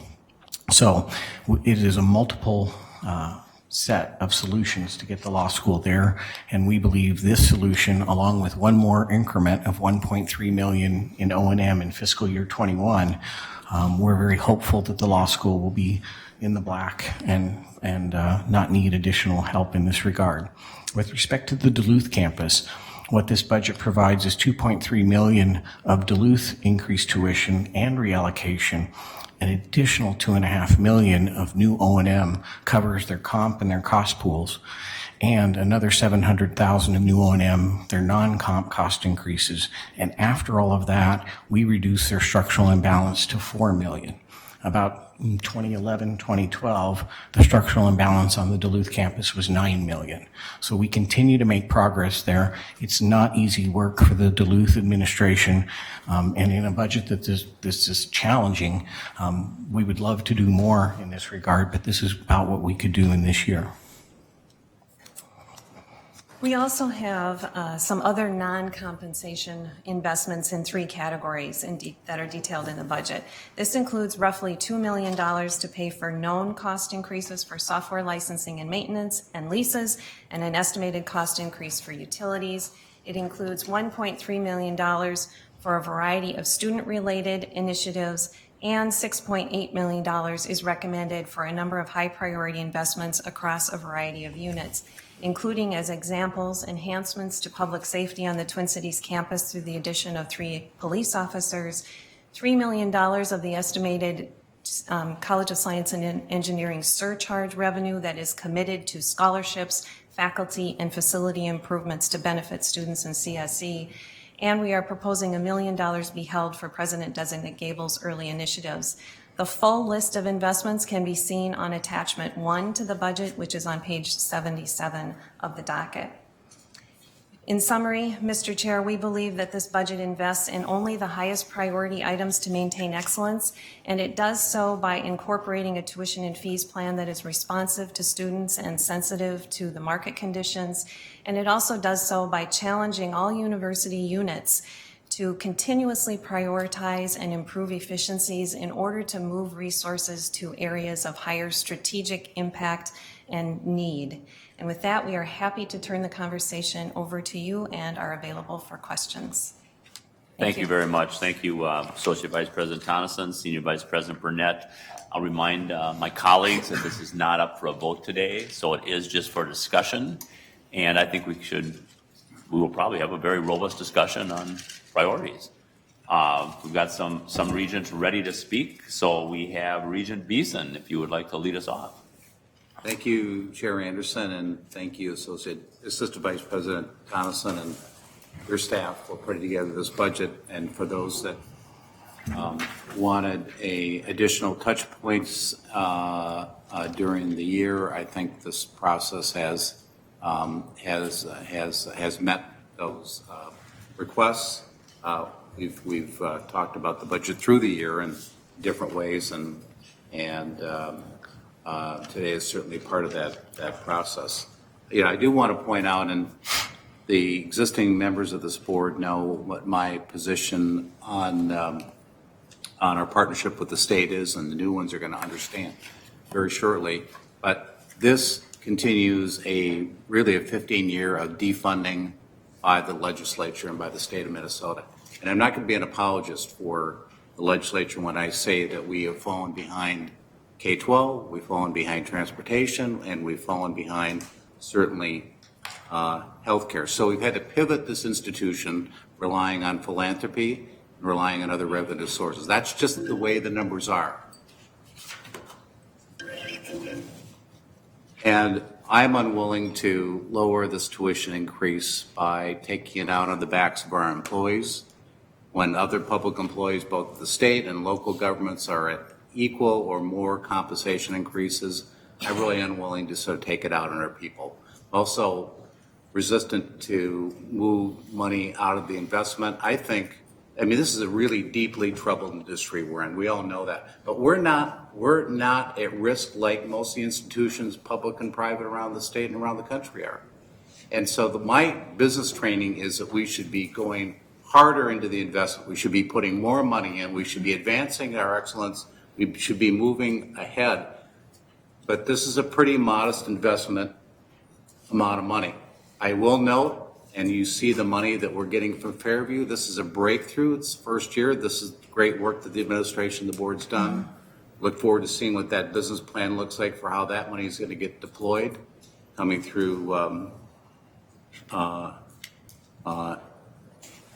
annually. But, and one other point on our autonomy, I'm going to say this again, is this year got very close to what I would call unfunded mandates by the legislature,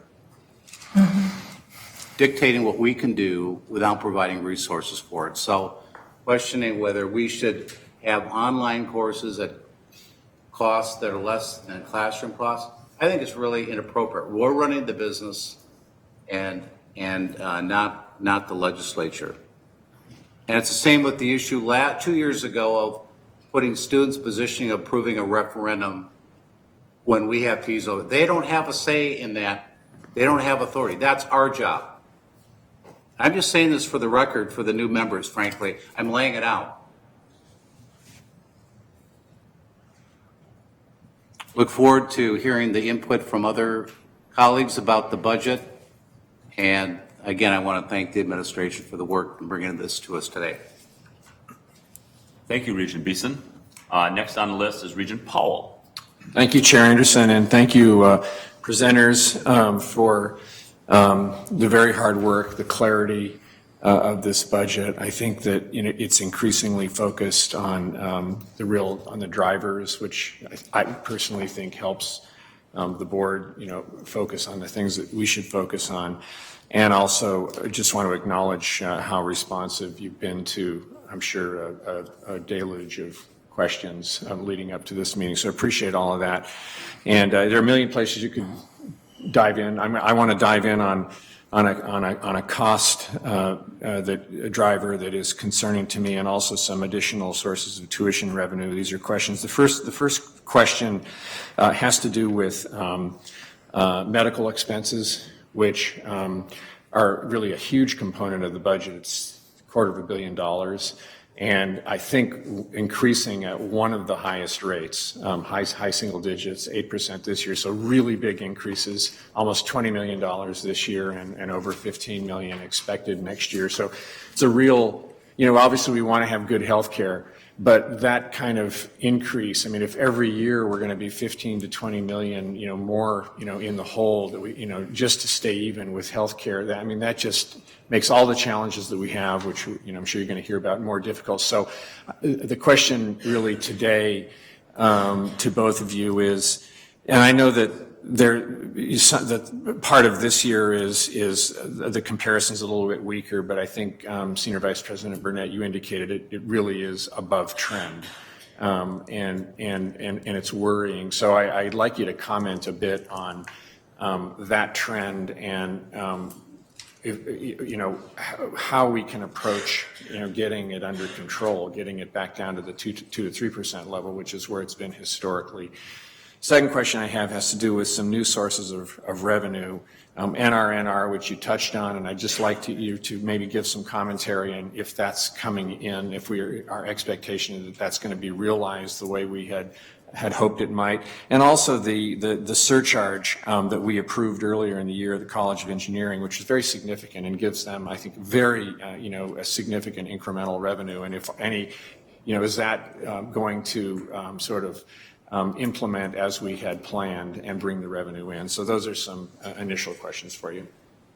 Senior Vice President Burnett. Yes, Regent Anderson, thank you for those questions. Regent Powell, maybe if we can take the second one first on right now, in our discussions with undergraduate education on the Twin Cities campus, the non-reciprocity and international numbers look really strong for this fall. And so we're very hopeful that that continues to come in. That is a growing piece of that tuition pie that is candidly what a lot of state universities are doing is bringing that in. So I think, again, we've made investments in recruiters. We've made investments in targeted recruitment areas around the country where we can get talented students who can compete here academically to come to the university. And I think we're starting to bear fruit from that. As you know, we've had a number of Chinese students come to this university for decades. And those pipelines are really important to protect. And the current situation between the U.S. and China makes that even more challenging for the university. But I think that what it does is it focuses our enrollment efforts, our recruitment efforts to be even more honed and focused on that piece. So, and with respect to CSE, yes, the plans we've seen with the surcharge, and as you recall, they're going to phase that in over 4 years. So the surcharge will only be paid by freshmen next year, not any of the existing students.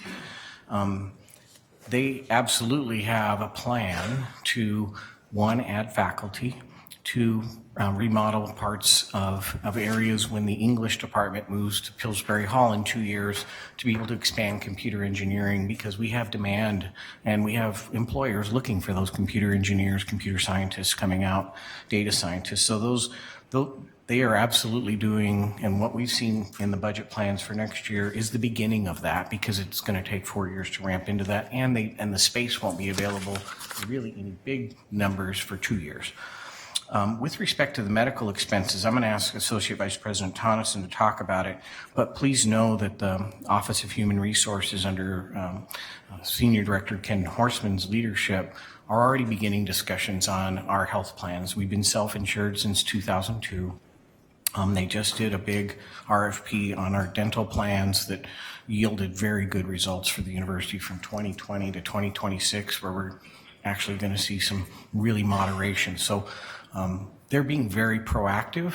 We've been very fortunate for the past several years that we've been below what other employers have been paying on medical expenses, but being self-insured, it takes just a few outside the bound cases to really drive your numbers both on the pharmacy side and on a critical incident for one of our employees or one of their family members. But I'd like Associate Vice President Thompson to maybe fill in a little bit beyond what I've said, but we're on it. We know we have to be on it, and we'll be talking more with this board about it. Yes, Mr. Chair, Regent Paul, I think the important piece to emphasize here is that we are actively managing that whole portfolio, and we have some highly skilled professionals that are involved with that on a daily basis and that are guiding us in that. So they are tracking what's happening at a very detailed level and using that information to shape plans that take time to implement if we're going to make changes in our plans. But we're talking about options for the future for sure. It is important to understand that again, we've talked about this in the past, it's confusing, but the fringe benefit costs that occur in one year don't actually hit the budget for several years later. So when we are contemplating increases or changes right now in health plans, if we were to implement them in FY20 or 21 or calendar, actually it's done on a calendar year basis, if we were to implement benefit changes in calendar 20, it doesn't impact the budget until half of 22 and into FY23. So the increases you're seeing in the budget for FY20 are based on the actual cost increases that occurred between FY17 and 18, which was a year where there were significant increases. So while we are anticipating increases in the future, hopefully they won't be to the extent or the level of change that we see for FY20, and we are actively managing that. The other thing I would say is if you have time in your agendas in the future, if you would like to have a more in-depth discussion about medical expenses and how we manage them at the institution, that is something that our employee benefits group is willing to engage in with you. Terrific, thank you. Regent Powell, did you have a follow-up? Just a quick follow-up, Chair Anderson. Thank you. And really, just to thank you for being focused on it. I know it's we're in the budget weeds on this, but it's so big. And if just being able to hold it at 3% would be another $10 to $15 million of budget flexibility for this institution, which would, obviously help a lot. And so my view is that it's important enough that we ought to, as a board, have a look at the trends and how you're going to approach controlling that expenditure. Thank you. Mr. Chairman, I think that's something certainly this committee could take up this fall as part of our work plan for the upcoming fiscal year to bring that forward, because it's very timely and it is very impactful. Thank you. And I just reminded, we do have plenty of time for this, but if we could be more concise, I think every region probably wants to talk. So we've got Regent McMillan next. Thank you, Chair Anderson. I've got one question, but before that, first of all, yes to the medical expense conversation. I'd be extremely interested in that. And coupled with that would be a sense of how our healthcare benefits stack up in the marketplace, because to me it looks like it's a very good side of our pay and benefits total. We have good benefits here, and I don't think our employees have had to pay some of those increases. We've been covering a fair amount of that. I know we're starting to share more of that, but I'd love to see that and understand that. So here's my primary point. I want to put a finer sense on what Regent Beeson and Regent Powell referenced, but over my time in leadership on this board and over my going on 9 years now, I want to commend the president, and I want to commend Brian and Julie and Link and Corn on the work that leads us to this point today, because as I listen to the regents talk, I'm seeing almost universal praise for the scope and depth and transparency of this budget. We all disagree about various elements of it, but I can tell you, before Regent Beeson got started on this, to push back into the academic calendar and the board process into that September-October timeframe, when Link comes to us with a projection, when we take that and then talk about levers that we can pull in that December timeframe, then we frame up the ask for the legislature, and then we ultimately wind our way to this point. We have quality materials. We have them in time to make quality decisions, and that warrants a call out. And President Kaler, you've led that, but the team that's there has delivered, and as chair of this board, I just want to say thank you for that. Thank you. Here's my question. In February, we saw the kind of a rough worksheet for where the law school metrics were at as we size up this request to make that additional investment and address, that and UMD's structural imbalance, both key issues. I didn't go back to the February report, and I don't see in here, and I don't know that we need it in here, but kind of a rough worksheet would be helpful to know, are we on track, and does tracking against those metrics that we put in place last year warrant this investment? My high-level sense is it does, but I want to do a little more work between now and next Wednesday on that, and maybe comment on whether I'm reading this right or not. Mr. Burnett. Thank you, Regent Anderson. Regent McMillan, yes, we can certainly get you more details. The big things that have changed are just really in a couple of finite categories, and that's admissions and commitments to come. Now it's about, do they come? Meaning who shows up? It's about the enrollment piece.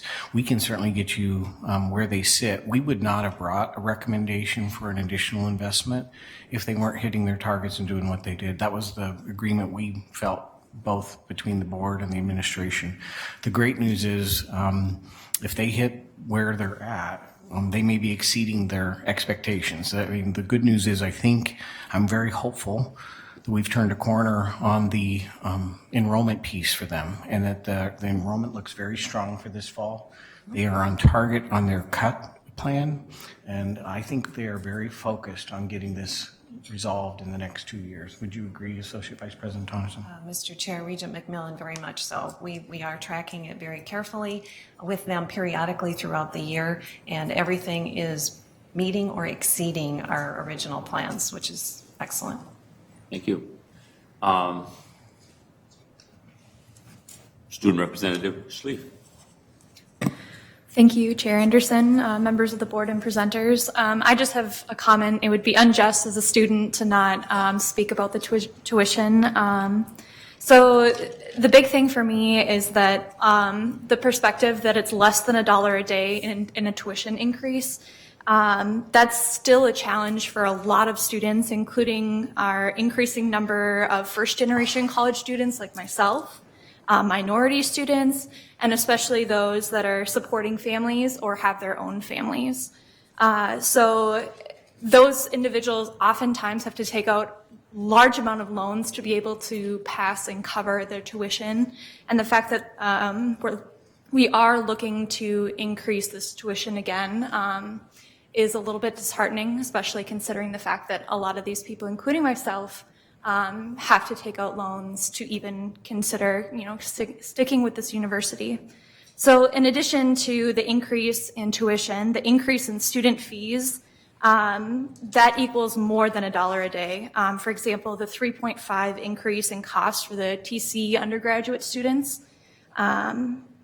So, and especially because these students that we're talking about are really large in value when it comes to diversity in our campus, when it comes to the educational impact these students have on other students, our staff and faculty, and administration, and the impact our university has on the Minnesota community, and then outside of that as well. So I just want to really just consider the fact of being thoughtful and creative as much as possible, but also being cautious when it comes to the decisions regarding any sort of tuition increase or even increase in other aspects such as the student fees, because students that this is going to be impacting a lot, even though it is looking like it might be less than $1 a day. They are an integral part of our university, and they are going to be impacted long-term by this decision. Thank you. Okay, thank you very much. Thank you very much for those comments. Regent Davenport. Thank you, Chair Anderson and Mr. Burnett and Ms. Tonneson. This is my first budget review, so I have a couple comments and 2 questions, if I may. Yeah, that's fine. First, thank you for the attention to affordability and maintaining quality. I think that's priority. But I also wanted to say that I appreciate the way you approach reallocation. That's tough to do, that goes all the way down through the deans and the department chairs, faculty, staff. And we can't just cut, we have to invest. Second, I appreciate the way that you're carrying forward the front-loaded budget we were given. I think that's important to look at that way. And prioritizing competitive competition, I think, is critical. And I also share the concerns about healthcare costs. It's critical to address the structural imbalances, and I would expect there's accountability attached to that so that there's long-term solutions rather than short-term turnaround. And then 2 questions. When you looked at tuition, and thank you for mentioning the fees, what are the consequences of less than what you propose on operations such as maybe course section offerings, graduation, timely graduation, equipment upgrades, those kind of things? Senior Vice President Burnett. Thank you, Mr. Chairman. Regent Davenport, if I'm understanding your question, if we weren't able to fund the budget as presented, what would the impacts be? It would depend on the level of what wasn't funded. If it was off by $1 million, we could look at a number of ways to solve it. If it was off by $10 million, it would have great impact. There's not a lot of investment here in our facilities short of what you just approved in the capital budget, the $11 million that's recurring that we do renewal and replacement across the 4 campuses of the system and the research and outreach centers.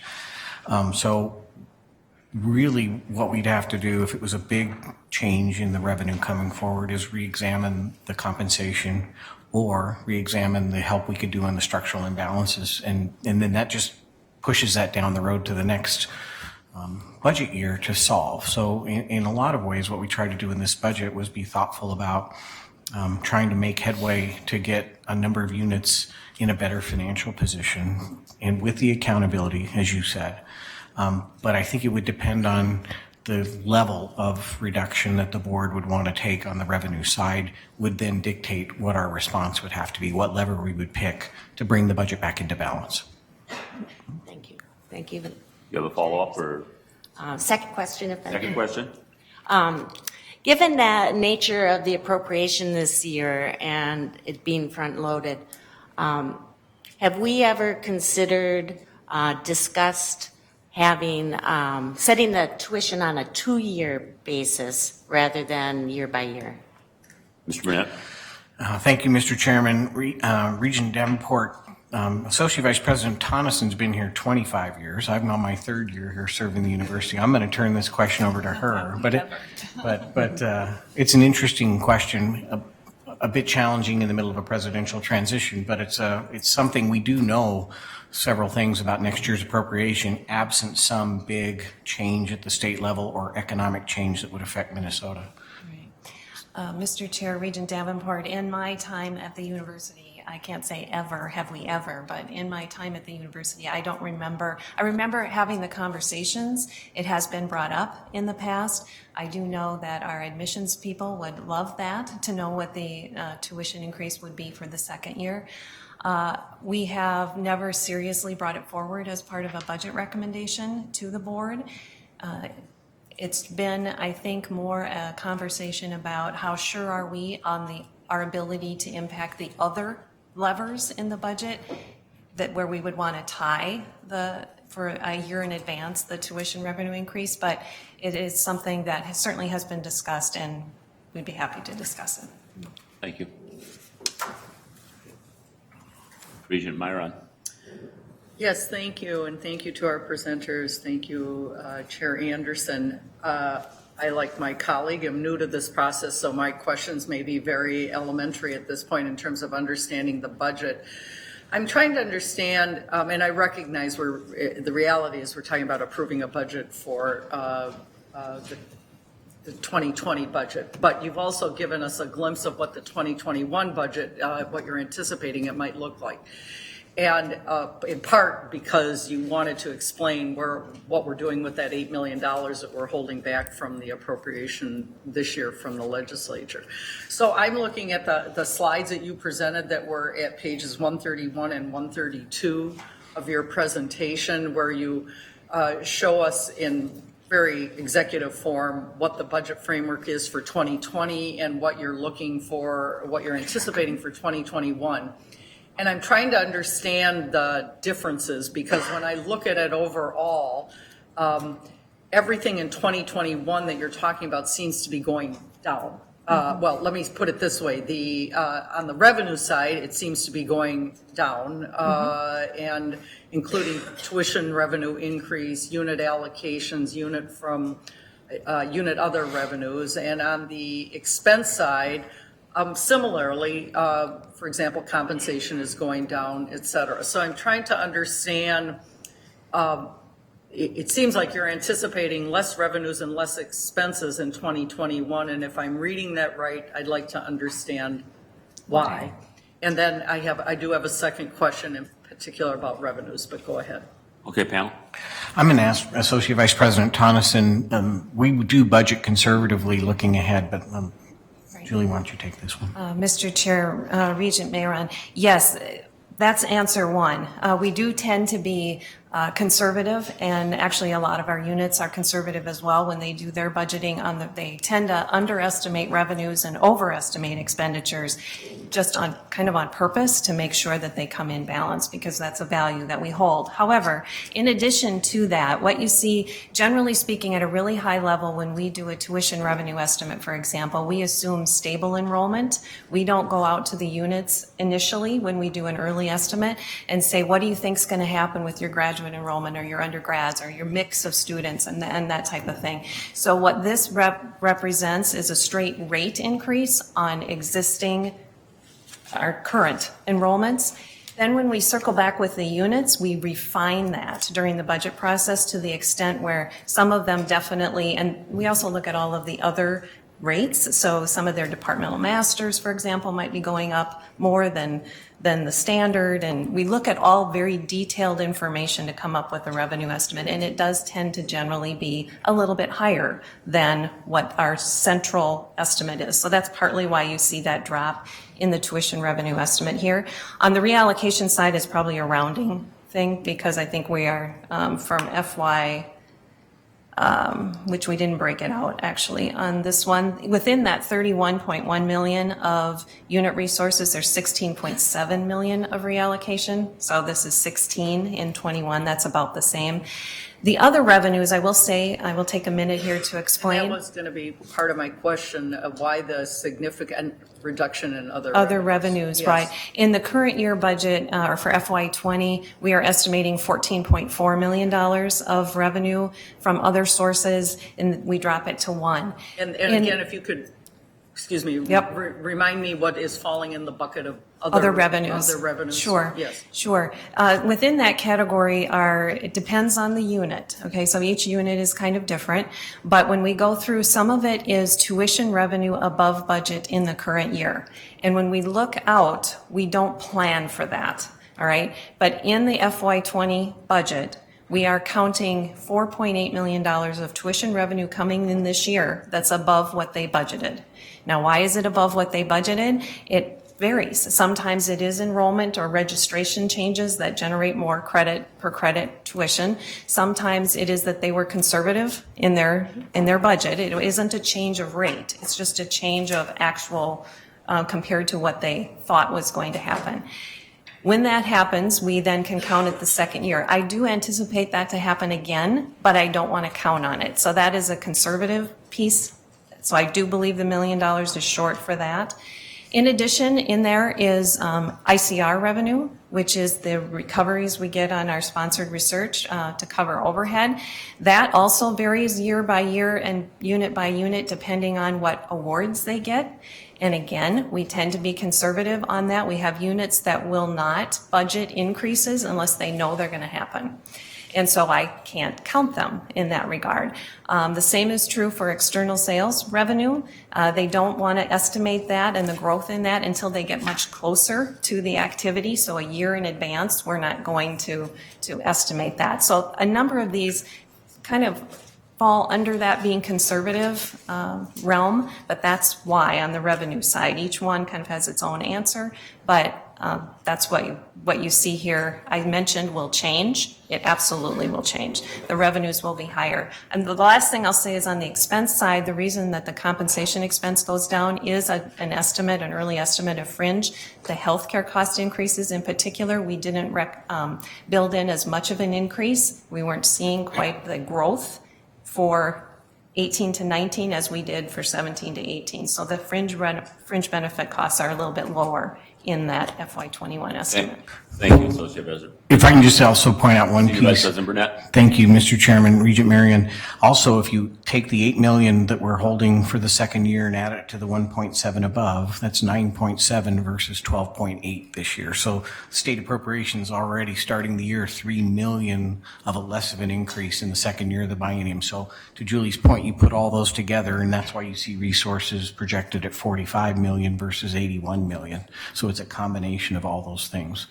Thank you. I did have a second question then. That wasn't it? No. Okay, very briefly, if you want to, Ms. Mayor, if you want to give a second question. I'm just trying to understand the revenues that are coming in with our M-Health arrangement. Where do those fall then in terms of contributing on the revenue side? And are those what I would call restricted funds, meaning whatever revenues come in, they go back into that enterprise as opposed to being able to be unallocated and be used towards tuition or other components of our budget? You have a brief answer, Senior Vice President Burnett? I'll work on a brief answer. Regent Marion, we need to spend more time with the newly elected regents on the M-Health piece, but it was revenue that the Fairview system gave to the medical school in hopes of raising their research profile. And that goes in the grants and contracts and miscellaneous, the 7.6, so it is restricted. It is not available to offset, and that is the expectation of the Fairview Health System, that we grow to a top 10 academic health center in the system in the next 5 years. And to do that, we need more NIH-funded researchers. So we're going to take that money and hire more scientists and lab folks in our buildings to try and get more NIH funding into our medical school. Thank you very much. Thank you for your questions. We still got a lot of regions to talk, and I asked my associate here to put me on the agenda because when you run the meeting, sometimes you forget to ask your questions, but he put me in the middle here. And so I'm going to ask some questions if I may. And I would tell you that these come from what I call thoughts and trends of what's happened in the last year or so here. And I jotted a few things down, and just to go from where we have been to where we are, we have basically a $4 billion budget. If we have 2% inflation, which I think we're running at about 2.2 now, although Regent Powell will argue with me it may be less, but 2% inflation would add $80 million just to our cost of doing business. We have historically, before my time here, went to the legislature, and I want to call it car trading, and we'd say, we could use this amount of money, and they'd say, how about this much? We'd say, how about this much, and how about this much? Last year, on advice from two of our colleagues, Regent Swigum and Regent Johnson, who were leaders in the legislature, they said, let's not do that. Let's go in and be honest and say what we need for a bare bones is $85 million, which you would say if I said a 2% inflation is $80 million a year, that's asking for 1/2 of our need. Well, at the end of the day, it didn't work very well. Maybe it did, we don't really know, but they ended up giving us about $44 million. They did the horse trading again, which is about 1/4 of our need. And compared to some state, and that kind of goes to what Regent Beeson says, we haven't always got what we need. Historically, that's pretty good for state legislators around the country because Minnesota's been pretty good. However, when we don't get that, we have to need to make up the balance on revenue, research grants, enterprise funds, tuition, interest earnings, and or budget cuts and reallocations. So here's where I'm somewhat with Student Representative Schlief. I would much prefer tuition, I think Regent Powell is at this case, much prefer that tuition be lower than the cost of inflation. I think that's a valid argument, good public relations point. So, you know, one of the things I will tell Student Representative Schlief, I'm one of the board members was ever voted for a tuition decrease at the University of Minnesota. There aren't many that have. That was in a different time. I we had room in the budget, in my opinion, at that time, didn't pass, but today I don't know if we do, so I'm not advocating that. But, you know, we do have students that ask for more counseling. We need more recruiting. Some of the investments we're putting in are bottlenecking. I don't know, but I believe part of the science and engineering deal will go to add chemistry classes so kids can get through chemistry on a timely fashion. One of the things that's interesting to me, and from where I come from, is the use of PSEO and dual credits as a financial tool for students. Lowry, they talk about all the time, don't they? So what that is getting these credits in high school. So one of the things I've found out, that one of our fastest growing dynamics here is our 3% graduation rate. The 2015 cohort had 7.4% of their students graduate in 3 years instead of 4 years, which means that our tuition, because we put some of these incentives in to build more chemistry classes and things like that, they can actually save money. Instead of paying 4 years of tuition at $56,000, they're paying $42,000 in tuition. It's a huge incentive. So that's my background, and here's my question. You just talked, and Regent Mayeron asked, and it was a good point, on how we don't allocate all of our revenues right off the bat because they're not here yet. I was just trying to think, in this committee in the last year, I think the difference between 2.5% and 2% in revenue brought in, could you briefly tell me what that might be, Vice President Burnett? Do you have that number? 1.6 million. 1.6 million. I knew it was under 2 yes, million. Sir. So from going to 2.5 to 2, we've got to find 1.6 million in recurring money. The fine people here who work with the finance chair have came up with ideas. We have a commercial paper account we started within the last year. When that's fully going, we should be raising $4 million in revenue, $3 to $4 million in revenue. We have a simple but creative financing of the University Village, which should be maybe bringing in $2 million in revenue on funding that. We have purchased the Kaler property, which, again, a very ingenious idea, in my opinion, gives us room for 164 more students in a residence hall, that if we can move fresh sophomores and juniors out of the super block or whatever, move them into Kaler, we would have room for 160 more freshmen in those other resident halls, which comes to Regent Shu's point. He's always looking for more students. 164 more freshmen would bring in $2.6 million, even if they were all Minnesota students, which I would advocate because it would bring us from 65 maybe to closer to our 67%. And I'll just give a shout out to the Debt Management Committee that in the last round of financing in New York, we saved, probably came in at about 13 basis points lower than what Michigan got for their rate. So we're saving probably $12 million over the life of those loans. So my question is, that revenue totals, not even clean that, we're at about $8 million just between commercial paper, creative financing on University Village, and the Kaler property potentially. Can we find $1.6 million in that revenue? Or is that already in? That's my question. Mr. Chairman, so the board's policy is that interest on our balances and our TIP flow through central reserves, and we show that to you in the budget. And it's up significantly, and it's above policy. Your policy is that 4% of the state appropriation should be kept in central reserves, around $28 million right now. We're projecting that number to be much higher than that because of some of the things you've mentioned, but also because interest rates have risen. That's probably the greater reason. What I would share with you is we certainly could look at taking $1.6 million of additional interest earnings on a recurring basis. I would not do it on a one-time basis. I don't think that's what we want to get into. I think we could do that with some prudence.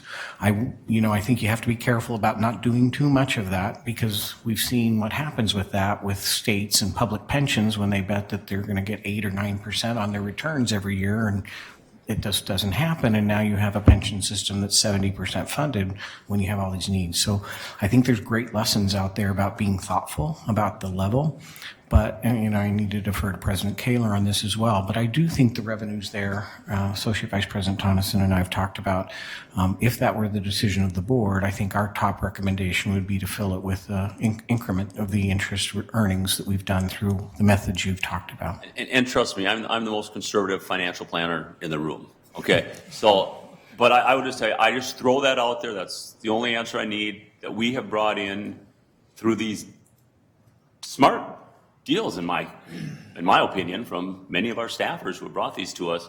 We brought in some more revenue. Yeah. And maybe that's what it should be used for, to cut down on tuition. Mr. Chairman, if I can just say to the entire board, we've heard the challenge to the administration of finding revenue sources that are unrestricted, that aren't tuition and not state support. And what we try and do is find ones that are thoughtful, not too much of a risk. And I do think the University Village, when we spent 7 months talking with you about that acquisition, was one piece of that. The commercial paper facility is just starting to yield results for us.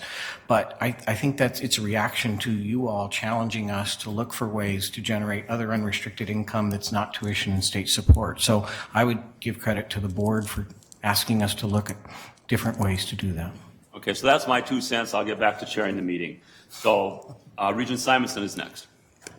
Thank you, Chair Anderson. Thank you, presenters. First of all, I do appreciate the challenge that this budget has created for you, and appreciate the transparency of what you presented to us. I'd also like to point out, although it's relatively small in terms of dollars, I think it's significant to show the support that the University of Minnesota has for our animal health industry and our poultry industry, and the $800,000 that's designated for the veterinary diagnostic lab. As we are threatened with foreign animal diseases, I don't think it's a matter of if, I just think it's a matter of when. You see African swine fever, and the billions of dollars that this industry is for our state and our nation. So I really appreciate that, and I know that the diagnostic lab will use that to an advantage to be better prepared. So thank you for that. I also, with what's already been said, I tend to focus more on increasing revenue than it's important to control expense, but I also look for other sources of revenue, and especially other sources than tuition. And I appreciate what Vice President Kramer and his team are really doing, looking at that area, alternative revenue. I think intellectual property, licensing, that sort of thing is something that can be looked at in the future, and I look forward to a longer-term strategic plan with metrics in that area that we can use, and I think it will be a benefit to us at the university as we communicate with the legislature in that area. So I really appreciate that. So with that, I have one question that may be relatively minor too, and can you break down, I think you had $9 million roughly in ICR increase. Can you break that down a little bit? Where is that? It was connected to research, right? Yes, sir. Mr. Chairman, yes. Can you break that, how you're increasing that $9 million? So, Associate Vice President Thomas, Mr. Chairman, Regent Simonson, there's probably ups and downs. Grants are ending in certain departments. Grants just got awarded in other departments, and they're generally multi-year. We could get a year-over-year spreadsheet to the board between now and Wednesday, because it's probably a combination of 15 or 20 moves. Is that fair, Associate Vice President Thomas? Can I just follow? Okay.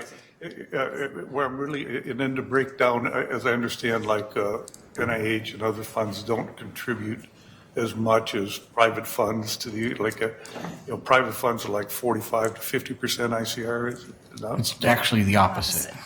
NIH pays the full amount. Private corporations generally don't, and state government doesn't, and local governments don't. So it's actually the opposite of that. Oh, so if you can break that down a little bit more in the relative areas, I'd appreciate that.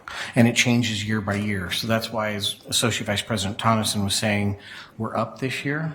If we don't have as many awards or a bunch of awards finish their work, then it can go down. So it's generally steady, but it does have some volatility to it. Part of the idea of the Health agreement was that there'd be additional ICR from additional grants earned by additional principal investigators. And just one last thing on the vet diagnostic lab, we did put additional O&M into it. I want you to also know that Dean Ames and the vet school have also contributed to that issue when we put that initial in. So there's other work going to help the vet diagnostic school's budget, vet diagnostic lab's budget. We understand its importance to animal health and the industry around the state of Minnesota. So, Associate Vice President Tonneson, I see you're jotting down probably some homework assignments there. Is it possible for you to get us an idea of where that ICR increase is coming from that he's asking for? Mr. Chair, I can provide a spreadsheet that would show it by unit. By agency is not as easy. I wouldn't By be able to unit do would that probably by- be, if you could Okay. do that, I mean, I don't want Absolutely. to take up more time here, but. Absolutely. Thank you.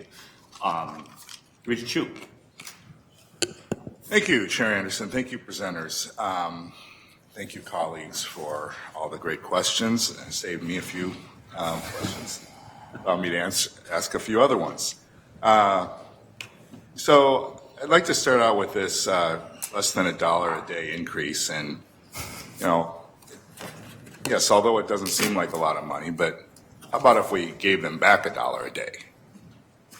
Obviously, since we've been through this presentation, we all know that that's very difficult to find that money after it's been baked in for so long. But ultimately, I think that's what we should be trying to do. And I share the concerns about health care and all these other topics that have been brought up. And I think one thing that I think we've gotten away from is what is the actual total cost of attendance? I didn't see it in this presentation. I'm sure it's buried in here. But I'd like to know exactly how much our total cost of attendance is going up, because it's probably more than the 2.5% on tuition, because I think room and board is going up by more than that. And so if we could get that number and maybe an analysis of what's happened to that over the last couple of years, that would be terrific. And on the topic of NR&R tuition, that's one place where I think we're still underpriced in the marketplace. Earlier this year in a retreat, we talked about revisiting reciprocity. I think, I didn't hear anything about that, so I don't know if anyone's looked at where that fits into our revenues in the future. Obviously, it's a pretty good deal for students of those reciprocity states to come here to the University of Minnesota, and they're getting a great deal compared to their non-resident counterparts who are paying full price, and I think we should take a closer look at that.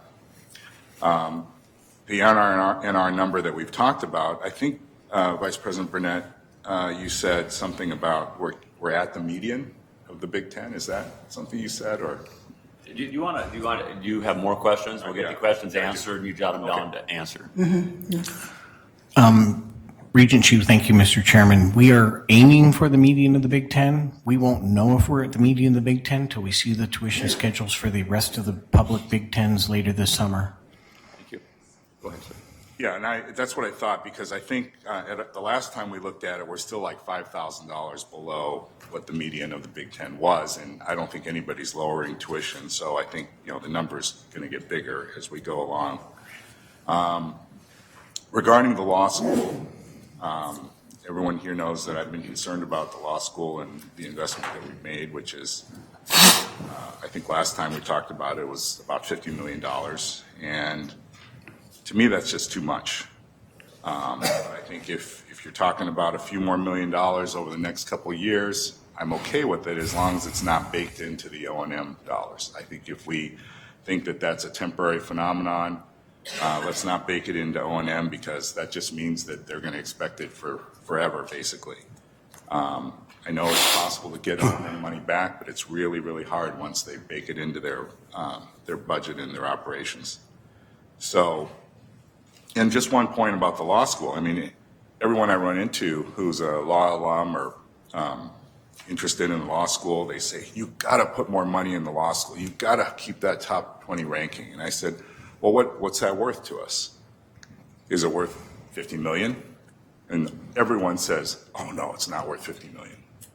And when you talk about the problem without talking about the magnitude of the dollars, you're really not having a valuable conversation, because at some point, we have to figure out what is it worth. I've said I'm not opposed to the law school being in the top 20. I'd like to see them in the top 10. But we can't afford it. Because what we're doing is we're basically buying LSAT scores to keep the ranking up. And, it may be sustainable for a while, but not over a long period of time, unless you bankrupt everybody else. And we just don't have the money to do that. So I think, if we're going to go a couple more years, that's great. I just don't want to see that baked into the O&M. And again, the discussion about tuition, I'd like to be closer to 0% in terms of an increase rather than 2.5%. I favor being below inflation. And that's mostly because the reason we have such high tuition compared to some of our peers in terms of resident tuition is because the residents have been they've been supplementing or subsidizing the low NR&R numbers that we've had for the years. And, I've done some calculations and, I can come up with a number in the $2,000 range. And I think that's unacceptable. So when you look at Wisconsin students paying about $10,000 a year and our students paying in their own state and our students paying, $14,000 or $15,000 a year, I think we have to basically be able to say that, we're that much better of a school than Wisconsin is in order to charge that much money. And I don't think we can say that right now. Lastly, the reason I think to answer Regent Davenport's question about why don't we commit to tuition rates for 2 years instead of 1 year. And I think it's really because the way that the system has been working over the years is, we use the tuition increase to fill a budget gap as kind of the last lever that we pull. And so we put everything in and then we say, oh, well, tuition's got to go up by 5% in order for us to have all these things that we want to have. And that's why we can't commit for more than 1 year. And here we are again, at the end of the year. And by the way, I don't like the way that we commit to the NR&R tuition in December and then have to fill in with resident tuition in the spring or right now. So anyway, those are my thoughts. But I think that every year we fight over a couple $1 million over the percentage of increase in resident tuition, and on a budget of this size, it's just too bad that it comes down to this every year. Thank you. Thank you, Regent Chu. Regent Rocha. Thank you, Mr. Chair. So I'll be down at the Judge Advocate General School and at the University of Virginia campus next week, so I'll be calling in by phone. So take in the angst on my face as we talk about it today, because I'll be telephonically or asking to be telephonically connected. But I join the chorus of thanks for the presentation of these numbers. This is, in my view, the best I've seen for us being able to really get down to that level of detail to understand a lot of the things that are going on. Regent Chu just mentioned, in response to Regent Davenport's question,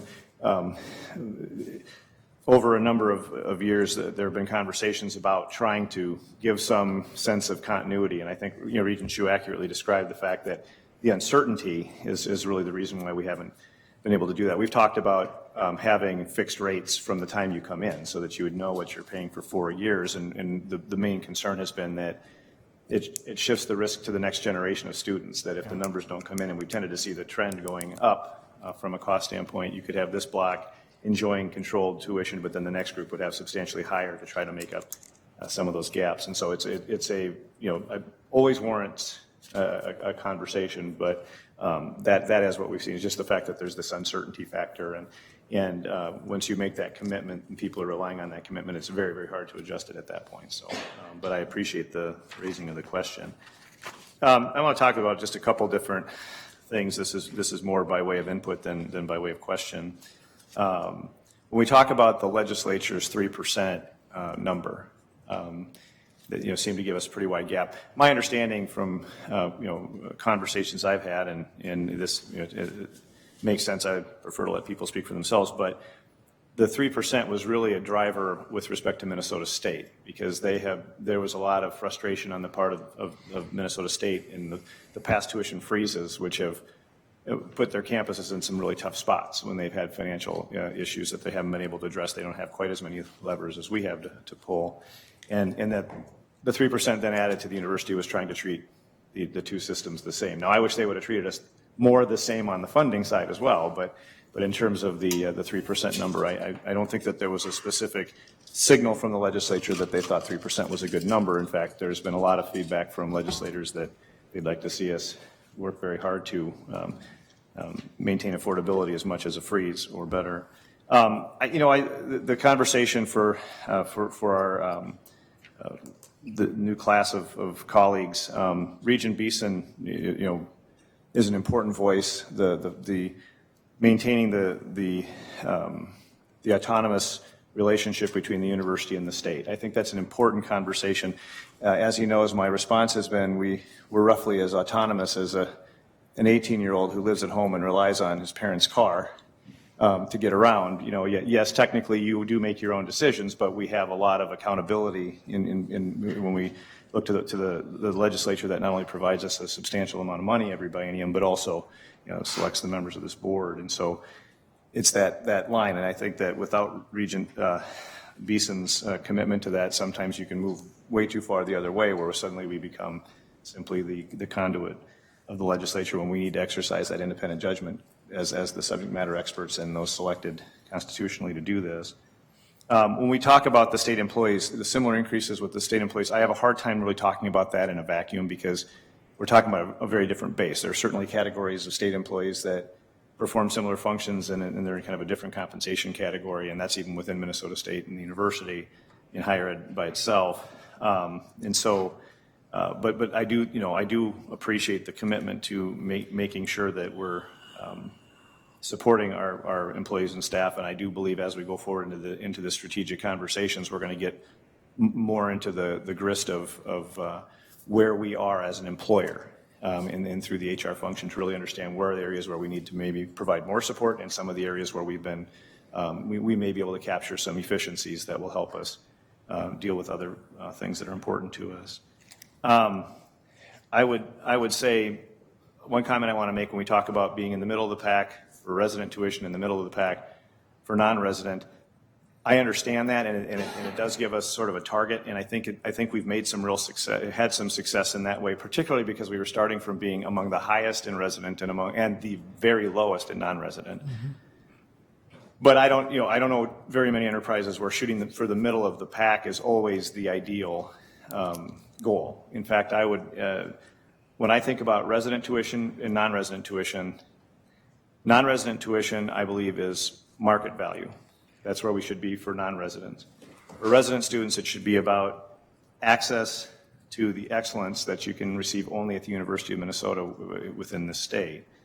And so ideally, if I'm putting vectors on those values, I would say that I would like to see us among the top of our peers for market value reflected by non-resident tuition, which also provides resources to target non-residents who will be of particularly a great interest to the institution. And then I would like to see us at the bottom of the resident tuition rate, and as a demonstration not only of our commitment to access to the university and the excellence we provide, but also our commitment to higher education for people in the state. And so from that standpoint, I would associate with Regent Shu's perspective that our non-resident rate can continue to rise. I would point out that our non-residents, as the numbers presented to us, 7 out of 8 don't even fill out a FAFSA. So it's not a matter of need so much for our non-residents. And so I'm very pleased to hear that our non-residents are continuing to come in strong numbers as our number goes up. I'm not surprised, because that's the trend at every school that has experienced that same market-based increase over time. But I think that we have room to move there. And then, finally, I'll just two last very quick points. One is regarding the subsidy of different programs.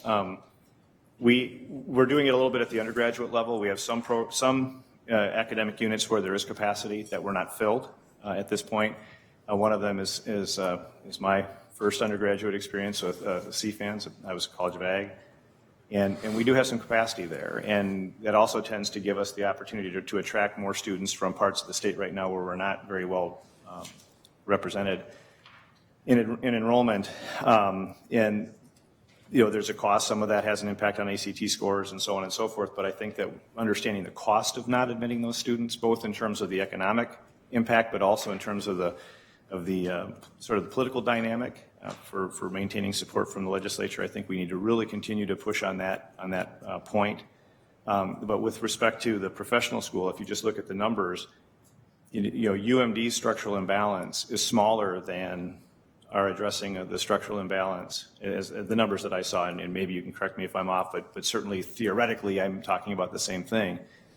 If we were at full enrollment or capacity in one of the professional schools, that the resources that would free up would potentially address that imbalance on the UMD campus. And so I'm not arguing for a massive change right now. I again would agree with Regent Hsu that it appears that we have a plan that's going to get us there, and I want to make sure that we're staying on top of that, and I'm convinced that we will. But that's a big question, and really understanding what those costs are.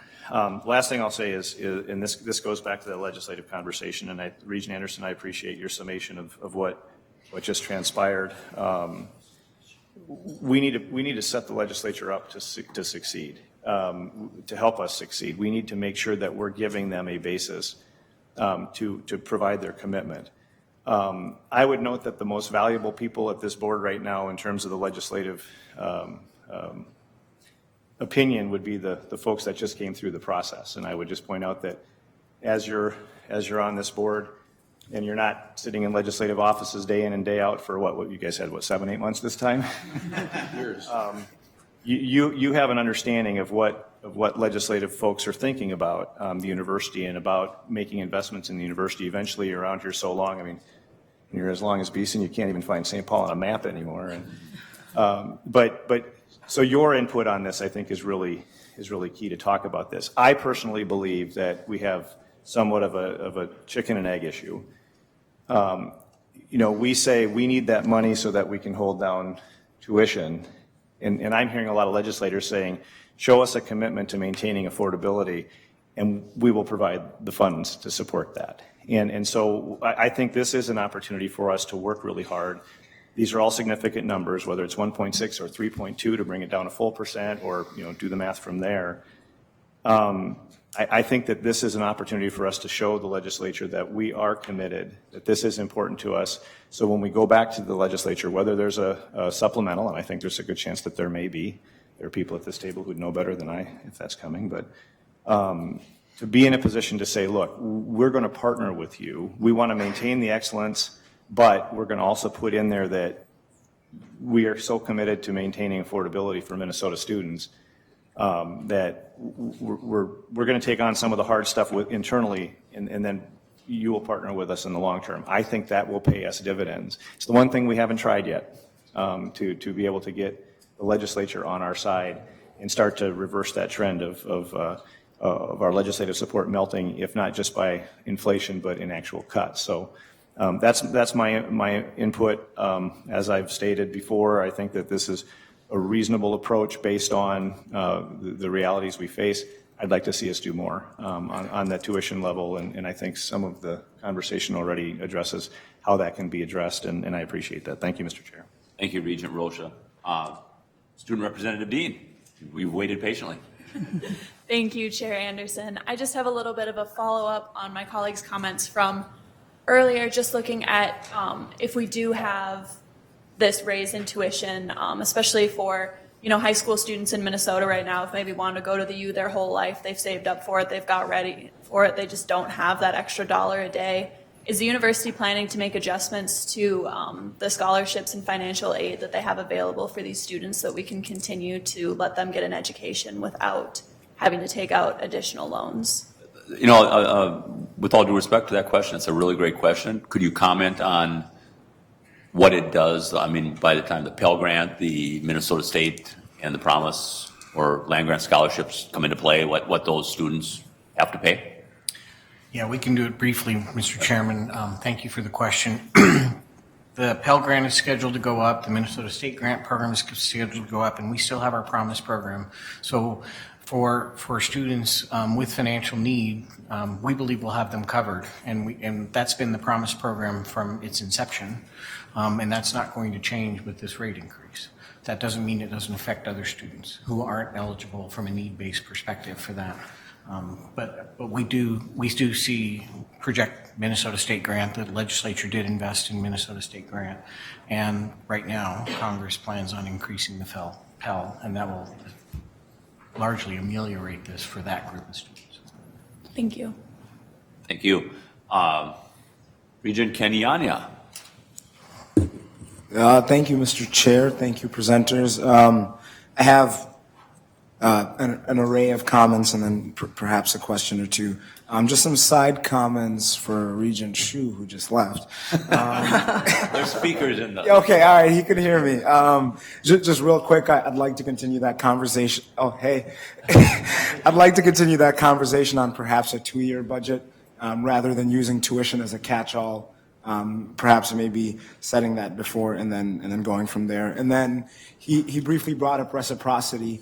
And if you looked in the mission fulfillment docket materials, I think there was some information about that with our neighboring states. And I think we should just keep in mind that although it may be tempting to, mess with that, but we should think about how that's going to affect other Minnesota students who go over. And even though they're not U of M students, I think we have to be mindful of how that would affect them.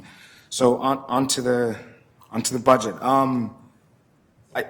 I guess, another comment. I want to agree with those who talked about cost of attendance rather than tuition. I've never met a student who cares if the fee is $1,000 and tuition is $9,000 or vice versa. They just care that they're paying $10,000. So we should definitely look at it as a cost of attendance issue.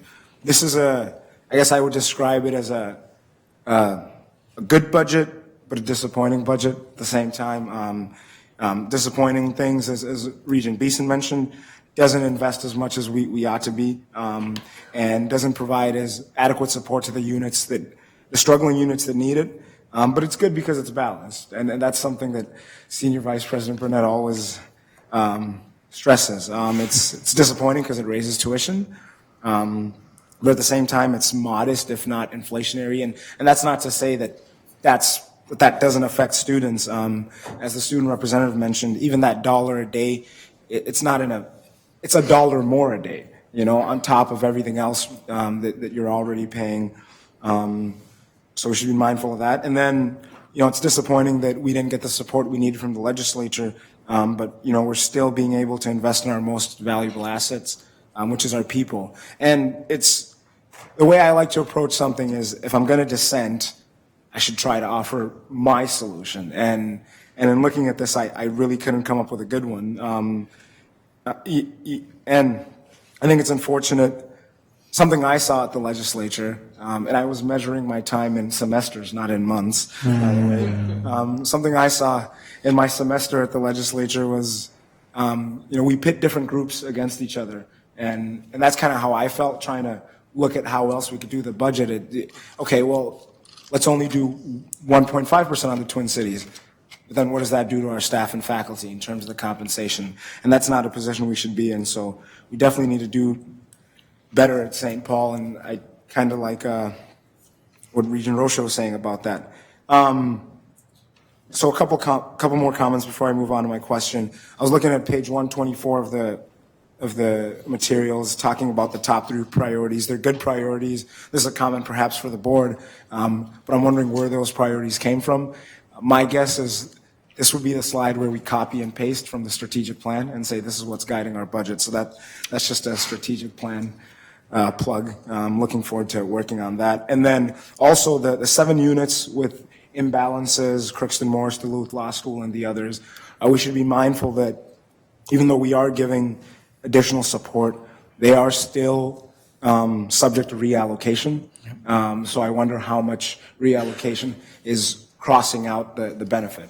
So now to my last point. Correct me if I'm wrong, but what I heard was Chair Anderson ask if we could support survive maybe a 2%. I wish I knew the university as well as him to give those proposals he gave, but that's what I heard. And I believe what I heard is a yes. And I'm wondering why we're not entertaining that more and having that conversation. Because I pretty much heard that we could go 2%. So I'd like I think Regent Kenyanya, for your first meeting, that is exactly what we're doing here today. We're discussing those options. In the next week or 10 days, we have time to look at them and say, this is what we want. I think that's exactly what we're doing. Well, then, I just want to express my support for that option. If you'd yield to President Kaler, I guess he has a point here. If I may, Chair Anderson, thank you. Yes, the process here is our job as the administration is to bring you a budget proposal that we think is fair and reasonable. That involves a whole series of judgments. And our judgment is to hold some additional powder dry in some cash accounts, particularly the interest income, which is variable and somewhat dangerous to bake into an ongoing, continuing budget. Frankly, my goal here is to create a budget that enables the strong initial success and continuing success of my successor, and leaving some dry powder, as Vice President Burnett likes to call it, to be directed as she moves into her first budget and then finishes the biennial budget, is something we'd like to do. So there are some cans in the cupboard. Does it make sense to spend all of that money? No, it doesn't, in my opinion. But should the board in its wisdom decide that a 2.5% tuition increase is too much, the institution will continue functioning, but with less flexibility going forward. And what we've laid out is a middle ground that I think is appropriate with an inflationary slightly perhaps above Regent Powell's measures. But that's where you go, and you as a board decide. Thank you, President Kaler. That was very concise. Briefly, Mr. Chair? Yes, Mr. Thank you for the clarification, Mr. President. I guess I would just conclude by saying I strongly advise the administration to consider that 2% and see if it's feasible. You guys you're the finance expert, I'm not. So if that is something that we can be able to do, I think we should absolutely consider it. One, we want to keep tuition as low as we can for our students, but also number two, with what Regent Rocha was saying, that is something we heard at the legislature, and I think bringing it even lower would help us go back and say, well, we're doing our part. So thank you. Thank you, Regent Kenyanya. I will just tell you, I'm a proponent exactly of the public relations perception. This is kind of what you talked about. Regent Sviggum, you've been quiet until now, and now it is your turn. Is that a challenge, Mr. No, Chairman? no. We've only got 30 minutes left. Not quite. Thank you, Mr. Chairman. And to Julie and Brian, and specifically President Kaler, thank you for the reasonability you put into this budget. Just because we question, just because we challenge, and maybe even want additional work to be done, doesn't mean we don't appreciate what you've done. And I do that. But I think you've heard a challenge from a number of regions so far regarding the tuition amount. Sure.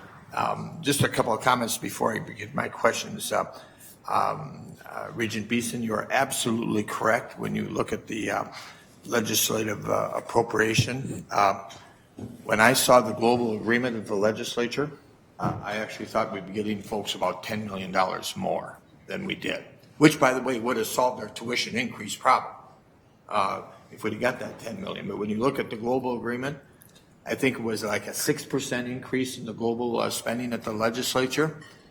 We ended up at about 3.3%. So again, Regent Beeson, we lose in our priority. We didn't quite get the priority of other areas when you see that the state budget went up 6% and we get a 3.3% increase here at the university.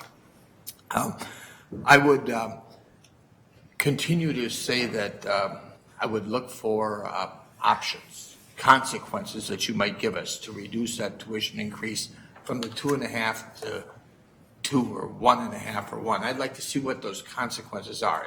It's not a lot of money. And we're talking, what, $5 million to reduce it 1.5%, I think, would be around $5 million. In a $4 billion budget, you've been given some suggestions by the chair. by Regent Simonson. I think there are other ways that maybe we can look for that $5 million or 3.5 or whatever it may be. It's a big deal to students if you can say 1.5 or 1% rather than 2.5. It's a big deal. I think it's a big deal to the legislature. Specifically, I know that this has been a concern of mine. I do believe we have to invest. I believe that strongly, but I also believe that we're a little bit inefficient at times, and that we, as a body, offered an amendment last year regarding head count that didn't quite work well, but you were going to have some language for us this year in regards to strength of how we might address head count, and I missed it in here, so I want you to show me where that is, that strength language. And even though that language was there last year, our head count in P&A went up 170 people. Now, I know there's reasons, some of them in healthcare. Julie, you give me all kinds of reasons, but try giving those reasons to the legislature. It ain't going to work. When P&A goes up 170 people, even though we were trying to address that, and then specifically maybe to find some savings. And I think this be right, Julie. When we look at the 2.25% proposed salary increases, and we do a merit pool, and I like the idea of a merit pool. I like the idea that somebody gets recognized and gets a 3% increase for superior work that he or she may have done. But I think our pool, in my minimal exploration of facts, I think our pool gets inflated a little bit over what it should. I think you have 40.6 million in here for the increased pool of salary and benefits. But included in that pool is 2% times persons who are not going to get merit increases. So it gets a little artificially increased. I think that 40.6 million you do for budgeting purposes could be less. For instance, new hires, people hired after January 1st, probably are not going to get a merit increase, correct? Well, if they should. We don't make those decisions centrally, Regents Bingham. There's 20,000 examples, so I can't. There's examples of the new hires that probably wouldn't qualify for a merit increase. There's examples of those who have been on work break or a leave of absence that are probably, the dollars are in here, but they're not going to get a merit increase. So it gets a little artificially increased. The academic health center faculty, they're going to get an increase, but it's from a different pot than the 2.25% pool, correct? Yes, because you gave me the memo. Mr. Chair, Regents Bingham, yes, but then it's not in the 40.6. But that's not in the 40.6. You not included that? You've already backed that off as 40.6? Yeah, the 40.6 is only in O&M, the state appropriation and tuition funded cost. The rest of the compensation increases are in the other funds and are covered by increases in those other funds. Okay, so what I'm saying though is there are dollars in this 2.25% merit pool, of which some of our personnel and staff are not going to get merit increases, not because they don't warrant them, but because they haven't been attached to the workforce for more than 6 months or because they're on leave of absence. This is inflated to some degree, Julie. Mr. Chairman. Do you want to try to answer that question briefly? And we got a couple more regents that need to speak. Briefly, Regents Bingham, that's how a pool works. I'm just being honest with you. That's how you can give your high performers, because you wouldn't have any any money for your high performers if you didn't budget. But I'm just saying that's the way the pool works. Secondly, on the P&As, to your question about the P&As, we need to bring you a workforce report because we're also down in civil service. We're also down in other areas because the nature of the workforce is changing. Higher tech jobs require P&A, so you can't just pick out one. I would submit to you and suggest you can't just pick out one group to look at its numbers and judge the entire workforce that way. Finally, we did put this here, and maybe I didn't highlight it enough in our presentation, but we were working on, you will report back by February 1st to the legislature on administrative costs. And if you see this arrow, the language we suggest is we would bring you a governance level report to monitor headcount changes in various ways in order to determine alignment with priorities and identify areas that need adjustment. We need to bring that to you in the October to December timeframe to be prepared to submit a February 1st report to the legislature. So this was our attempt to bring you something other than the position control piece that we talked to you about last month. Thank you. Well, Mr. Chairman, thank you for that. It might be less than I expected, but thank you for that. May I move on, Regents Strickland? Or do you have more? Sure, go ahead. Do you have more? No, that's okay. Thank you. Just very briefly, I don't know if Director McLaughlin and Director McKenzie are here, but we went past the time that we will be able to have our overview of family student housing on the Twin Cities campus. So if you are here, you're welcome to stay and listen to the rest of the budget meeting, or you can go and do what other work you have to do. I apologize, we won't get to it today, so I simply apologize for that. I'm sorry. With that, we have Regent Herr as our final first-time speaker, and then as time allows, we'll let others who are on here speak for the second time. We'll close this discussion at 10:40 and go on to the information items at that time. So Regent Herr. Thank you, Mr. Chair. First of all, thank you, staff, for providing excellent materials that are informing me about this process. My observation and my hope is that this budget reflects and measures our mission, and that it is going to accomplish what we say that we want to do. I'm not sure, and maybe that will come further when we have our mission fulfillment discussion, that it reflects that, in that I love it that the president is saying that he values people and wants to invest in people, but at the same time, this budget is really on the backs of people. It's on the backs of our students, and we could say reallocation, but it is going to hurt people because we're going to take it from this pot and give it to this pot. So someone is going to end up bearing the burden and the pain. So my question then comes to, we say we want quality, but when we reallocate, does that beef up the quality areas, or is it being affected across the board? And so that is my discomfort here, is that we can say, oh, we are going to reallocate to balance the budget. Where? Which unit? The unit that is not producing, the unit that is not quality. You could be quality, like the law school, and be in need of funding. So whether or not they need funding doesn't impact my thinking of their quality. But as an institution, what is our places, and what is our quality, and what we stand for? And does this budget beef up and set up that stage? So that's sort of my thinking, but that's the one thinking. And then the second thinking is that I love your trend, and sometimes I like to think that I want to be a trendsetter, but then I also want to buck the trend, depending on how I feel. So the idea that students have been bearing the cost, or that has been bearing the burden of balancing our budget, and that has just been increasing over time. When do we as a Board of Regents say it stops at 20%?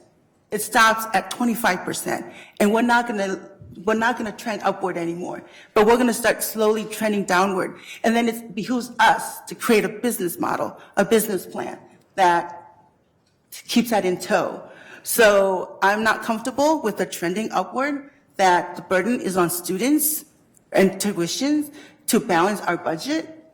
But the reality is that, yes, we need to balance our budget. And how can we be thoughtful in fulfilling our mission with our budget? Any comments, or should we move on? Well, thank you, Mr. Chairman. Regent Herr, we're happy to have the discussion. What's happened over this generation is a public good called a public higher education has become more of a private good.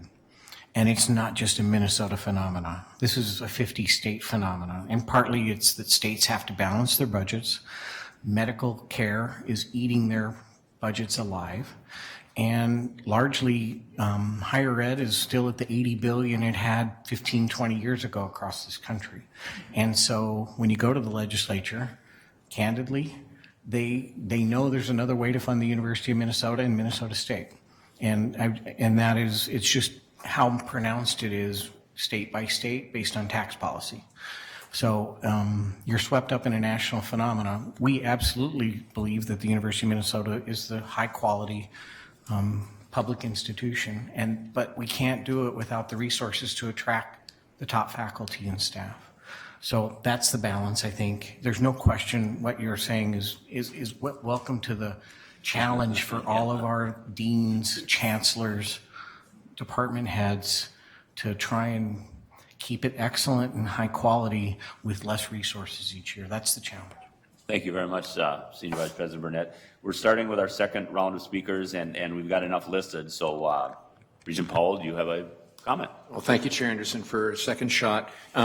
Very quickly, first of all, I just want to, as we're grinding, through this budget, which is, it's always a challenging conversation that involves, two important principles, access and quality, which I think is why, we focus on it. It's a tough discussion.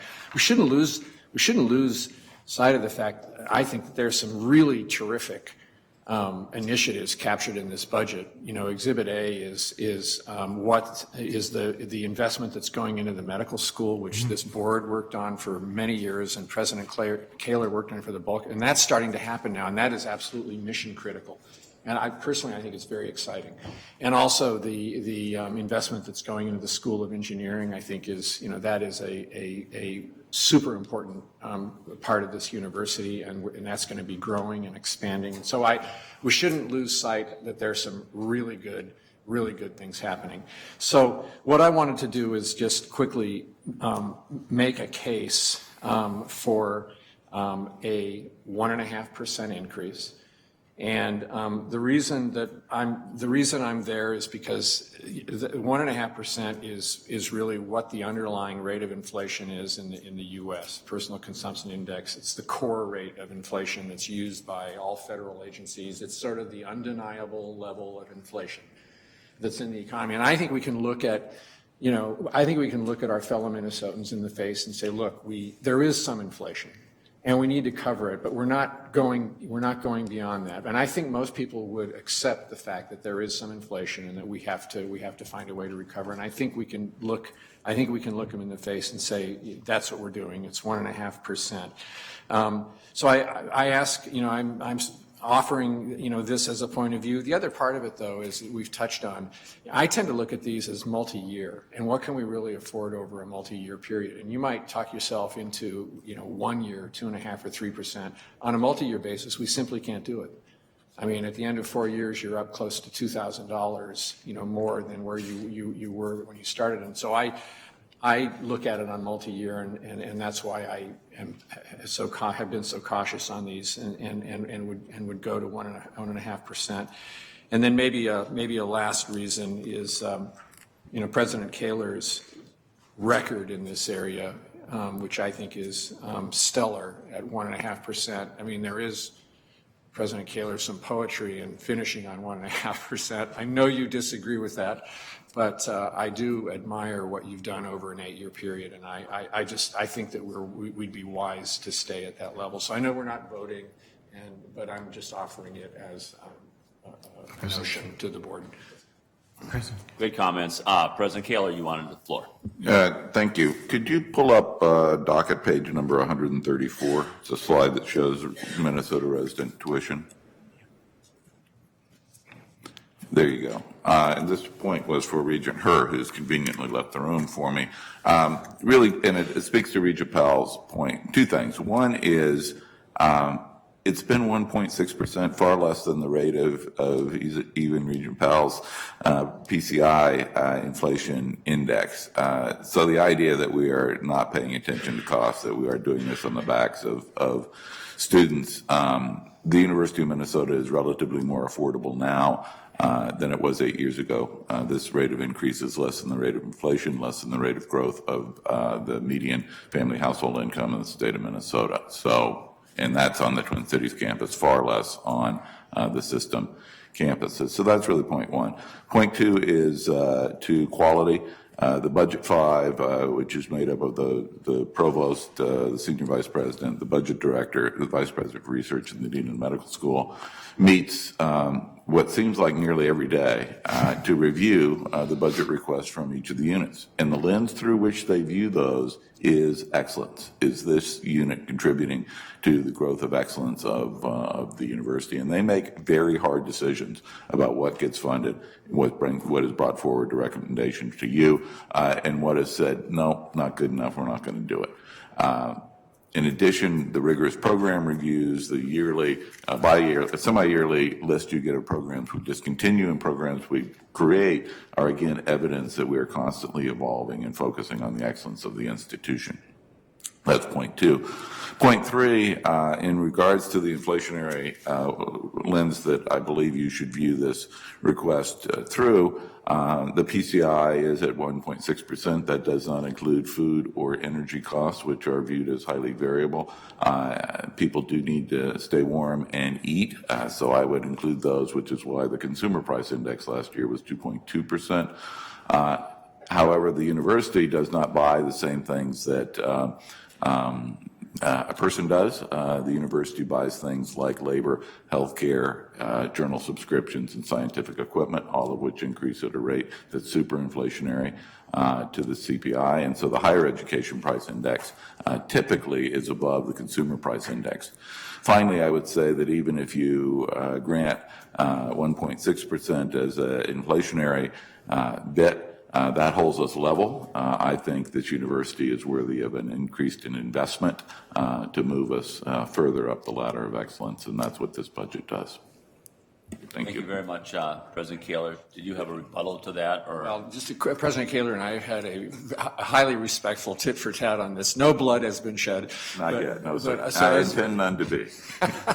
But just, anyway, energy and food they're highly variable. I mean, energy prices are down 20% over the last 6 months, and farmers aren't doing very good. So I would just I think that leaving those out is a wise thing to do as we think about this. Well, I've been careful to get into inflationary arguments with Regent Powell too, because I don't sit on the Federal Reserve Board or more of that information than I do. Regent Anderson. Senior Vice President. And if I can just say, with all due respect, Regent Powell, we haven't seen our energy prices go down 20%. Not what we buy. We buy steam, electricity, natural gas, and that has nothing to do, candidly, with what oil prices are today, with all due respect. Okay, move on. Regent Davenport. Hope it's not on inflation. Thank you, Chair Anderson. And actually, it's in response to your earlier comment, and switch my question to reframing that. I'm uncomfortable with buying down tuition with one-time money. I'm concerned about what that does to tuition in the out years and what it does to the need for investment that you talked about, Regent Powell. And also that investment, one-time money, probably is spread across all the universities in the system versus just buying down, say, Twin Cities tuition. So I'll just restate it that way, and as we look at it over the next 10 days, that's my concern. And I will just answer that I don't think my proposal was all one-time money. I think we've got a apartment building on there that's going to be 30 years. I think we've got commercial paper that's going to go for a long time. I think my one-time money was... We would not suggest reducing tuition and replacing it with one-time money in any circumstance. What it would be is a permanent, such as the permanent is, of recurring interest income expected both next year and the year after to cover that gap. And if interest rates go down and our investments don't work, we're going to be back here talking to you about it. But what you can see in the budget documents is our interest income is way up, well up, and at 1.6 million, Julie and I and President Kaler, I think we're comfortable that we can commit to that every year, but not the 10 million or 15 million. And I probably have the same idea you do on one-time money. If we do one-time money today, it's just twice as much next year. But it didn't go to that, and I apologize if that's what it went to. It was more like to revenues that we brought in, new revenues. Are they on the books yet?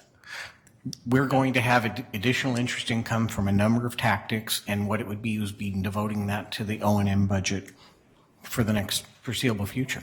And then we do some of that now. There are some use of interest earnings that are year to year. That's how we fund our contribution to the Alumni Association, okay? So it would be like that. It would be a transfer from our interest earnings, but that's something that we would propose if that's the board's direction on a recurring basis, not a one-time. So, Regent Beeson. Thank you, Mr. Chair. Just going around the table, some quick reactions to comments, Regent Rocha. I wouldn't quite say we're the 18-year-old living at home. We're maybe the 50-year-old with a parent that's who we want to treat with great respect, but we're not living at home. Regent Hsu made a comment about NRNR. I think we got to push staff on this because Senior Vice President Burnett, you said that the data is still good. The demand is still good.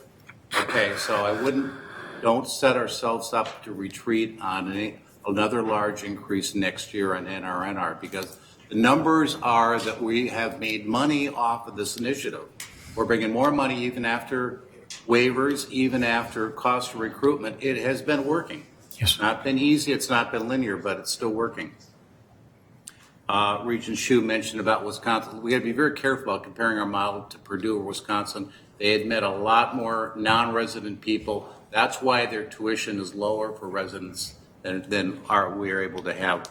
Regent Powell talked about health care. I think the principle is our employees need to be paying increased costs for health care. Looks like they haven't been paying anything. Looks like we've been shouldering that whole cost. I don't think that's wise as a principle going forward, and I might push for an amendment to get them to put something in on that. I'll let you react when I'm done. Regent Davenport, I don't think President Designate Gable's going to want to wait 2 years to have her input on a budget. I predict she's going to want to crack at this as soon as possible for next year. And Regent Her talked about a reallocation. That is money going from administration to students. So I wasn't quite sure where you were going with that comment. And then as President Kaler said while you're gone, the average increase we've had in tuition is about 1.6 or so, or less than 1% if you take out this year. So it hasn't exactly been a runaway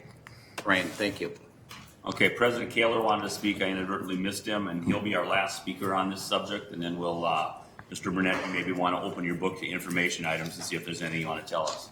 Thank you, Mr. Chair. I would just, this has been a very good discussion, and so I hate to end as a Debbie Downer, but I will.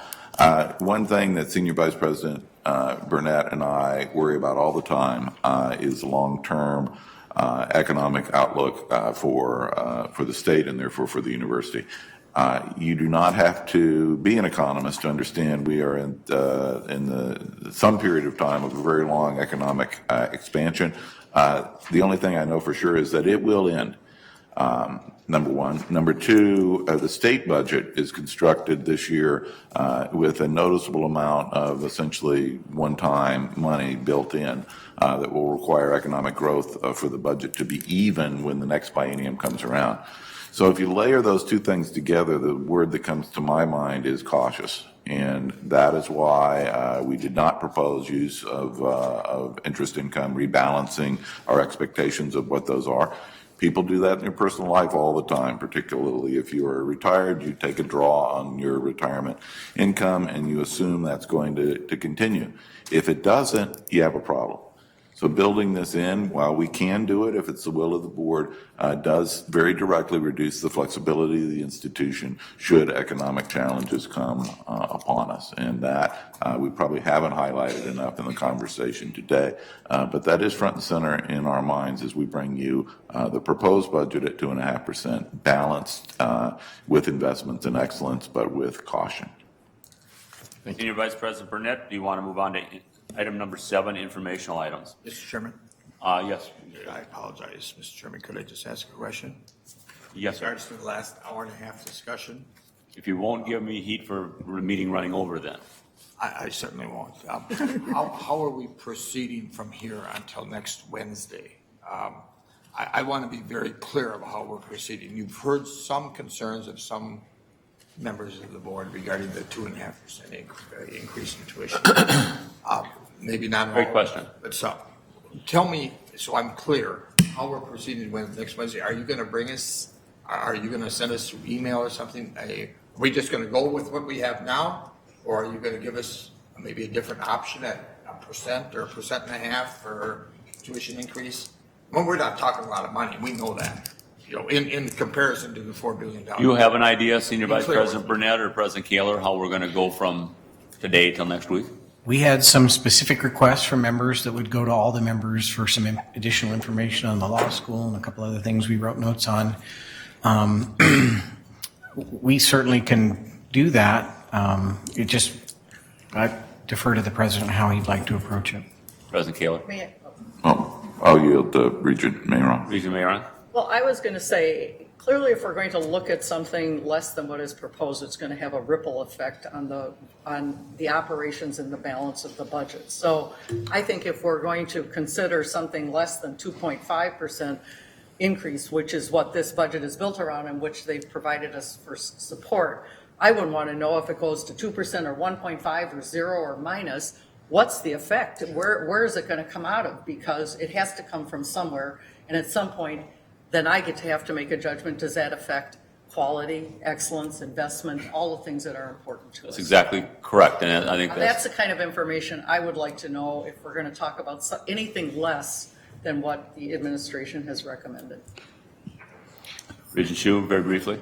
Yeah, no, I would agree with that. Thank you, Mr. Chair. I would agree with Regent Mayron on that. However, a lot of times in the past where we've asked for those types of scenarios, we get back all these, cuts that nobody wants to make because they're too painful. And I think that's possibly,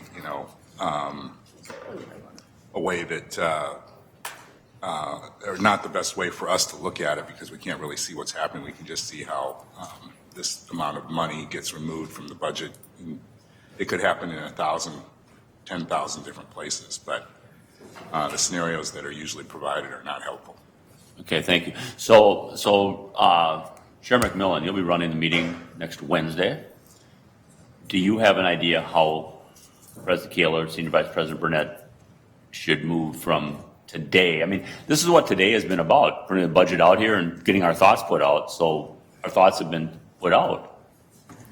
President Kaler, I guess, wants to answer that. If you don't mind, I'll give Regent McMillan time to gather his thoughts on that point.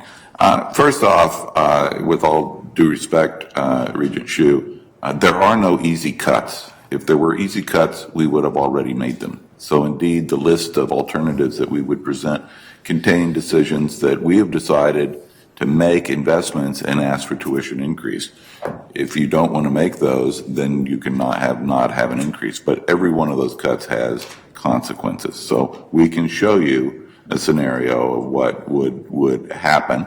And the front point of those would be investments that can be deferred or otherwise postponed. Those would be investments in the reduction of the deficit on the Duluth campus. Those would be reductions in investments. We'd look for other sources for the vet diagnostic laboratory, et cetera.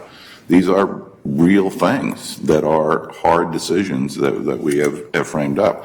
We've indicated that we think we have a solution at 2% that involves some assumptions around investment income. We can share that with you. But anything below that does require real and steep and painful cuts. Okay, thank you. Appreciate that. And Regent McMillan, I don't think an answer is needed of you. I think President Kaler did that. So we'll sit and take a look. Senior Vice President Burnett, anything briefly on the information items? Mr. Chairman, no, just in the interest of time, Regent Beeson, you might note attachment A is the annual university health benefits and U-plan performance. As Associate Vice President Tonneson noted, we do benefits on a calendar year basis, not an annual basis. And what I would submit to you is we look at how much employer share versus employee share against not just the market in the Twin Cities, but also against the peers who we lose scholars to other institutions. And we're pretty close to the middle of our peers in how much we're paying. But everybody's facing these cost pressures. We examine that all the time, and that's part of what we were talking about. What is the employee share? What is the employer share? But it's also a piece of that total compensation, salary, pension, all of it that comes together in a package to make us a competitive employer. So I would just submit to you, we are looking at what that piece is, but this gives you some more detail. And that would be the one highlight of the information session. With that, we're adjourned.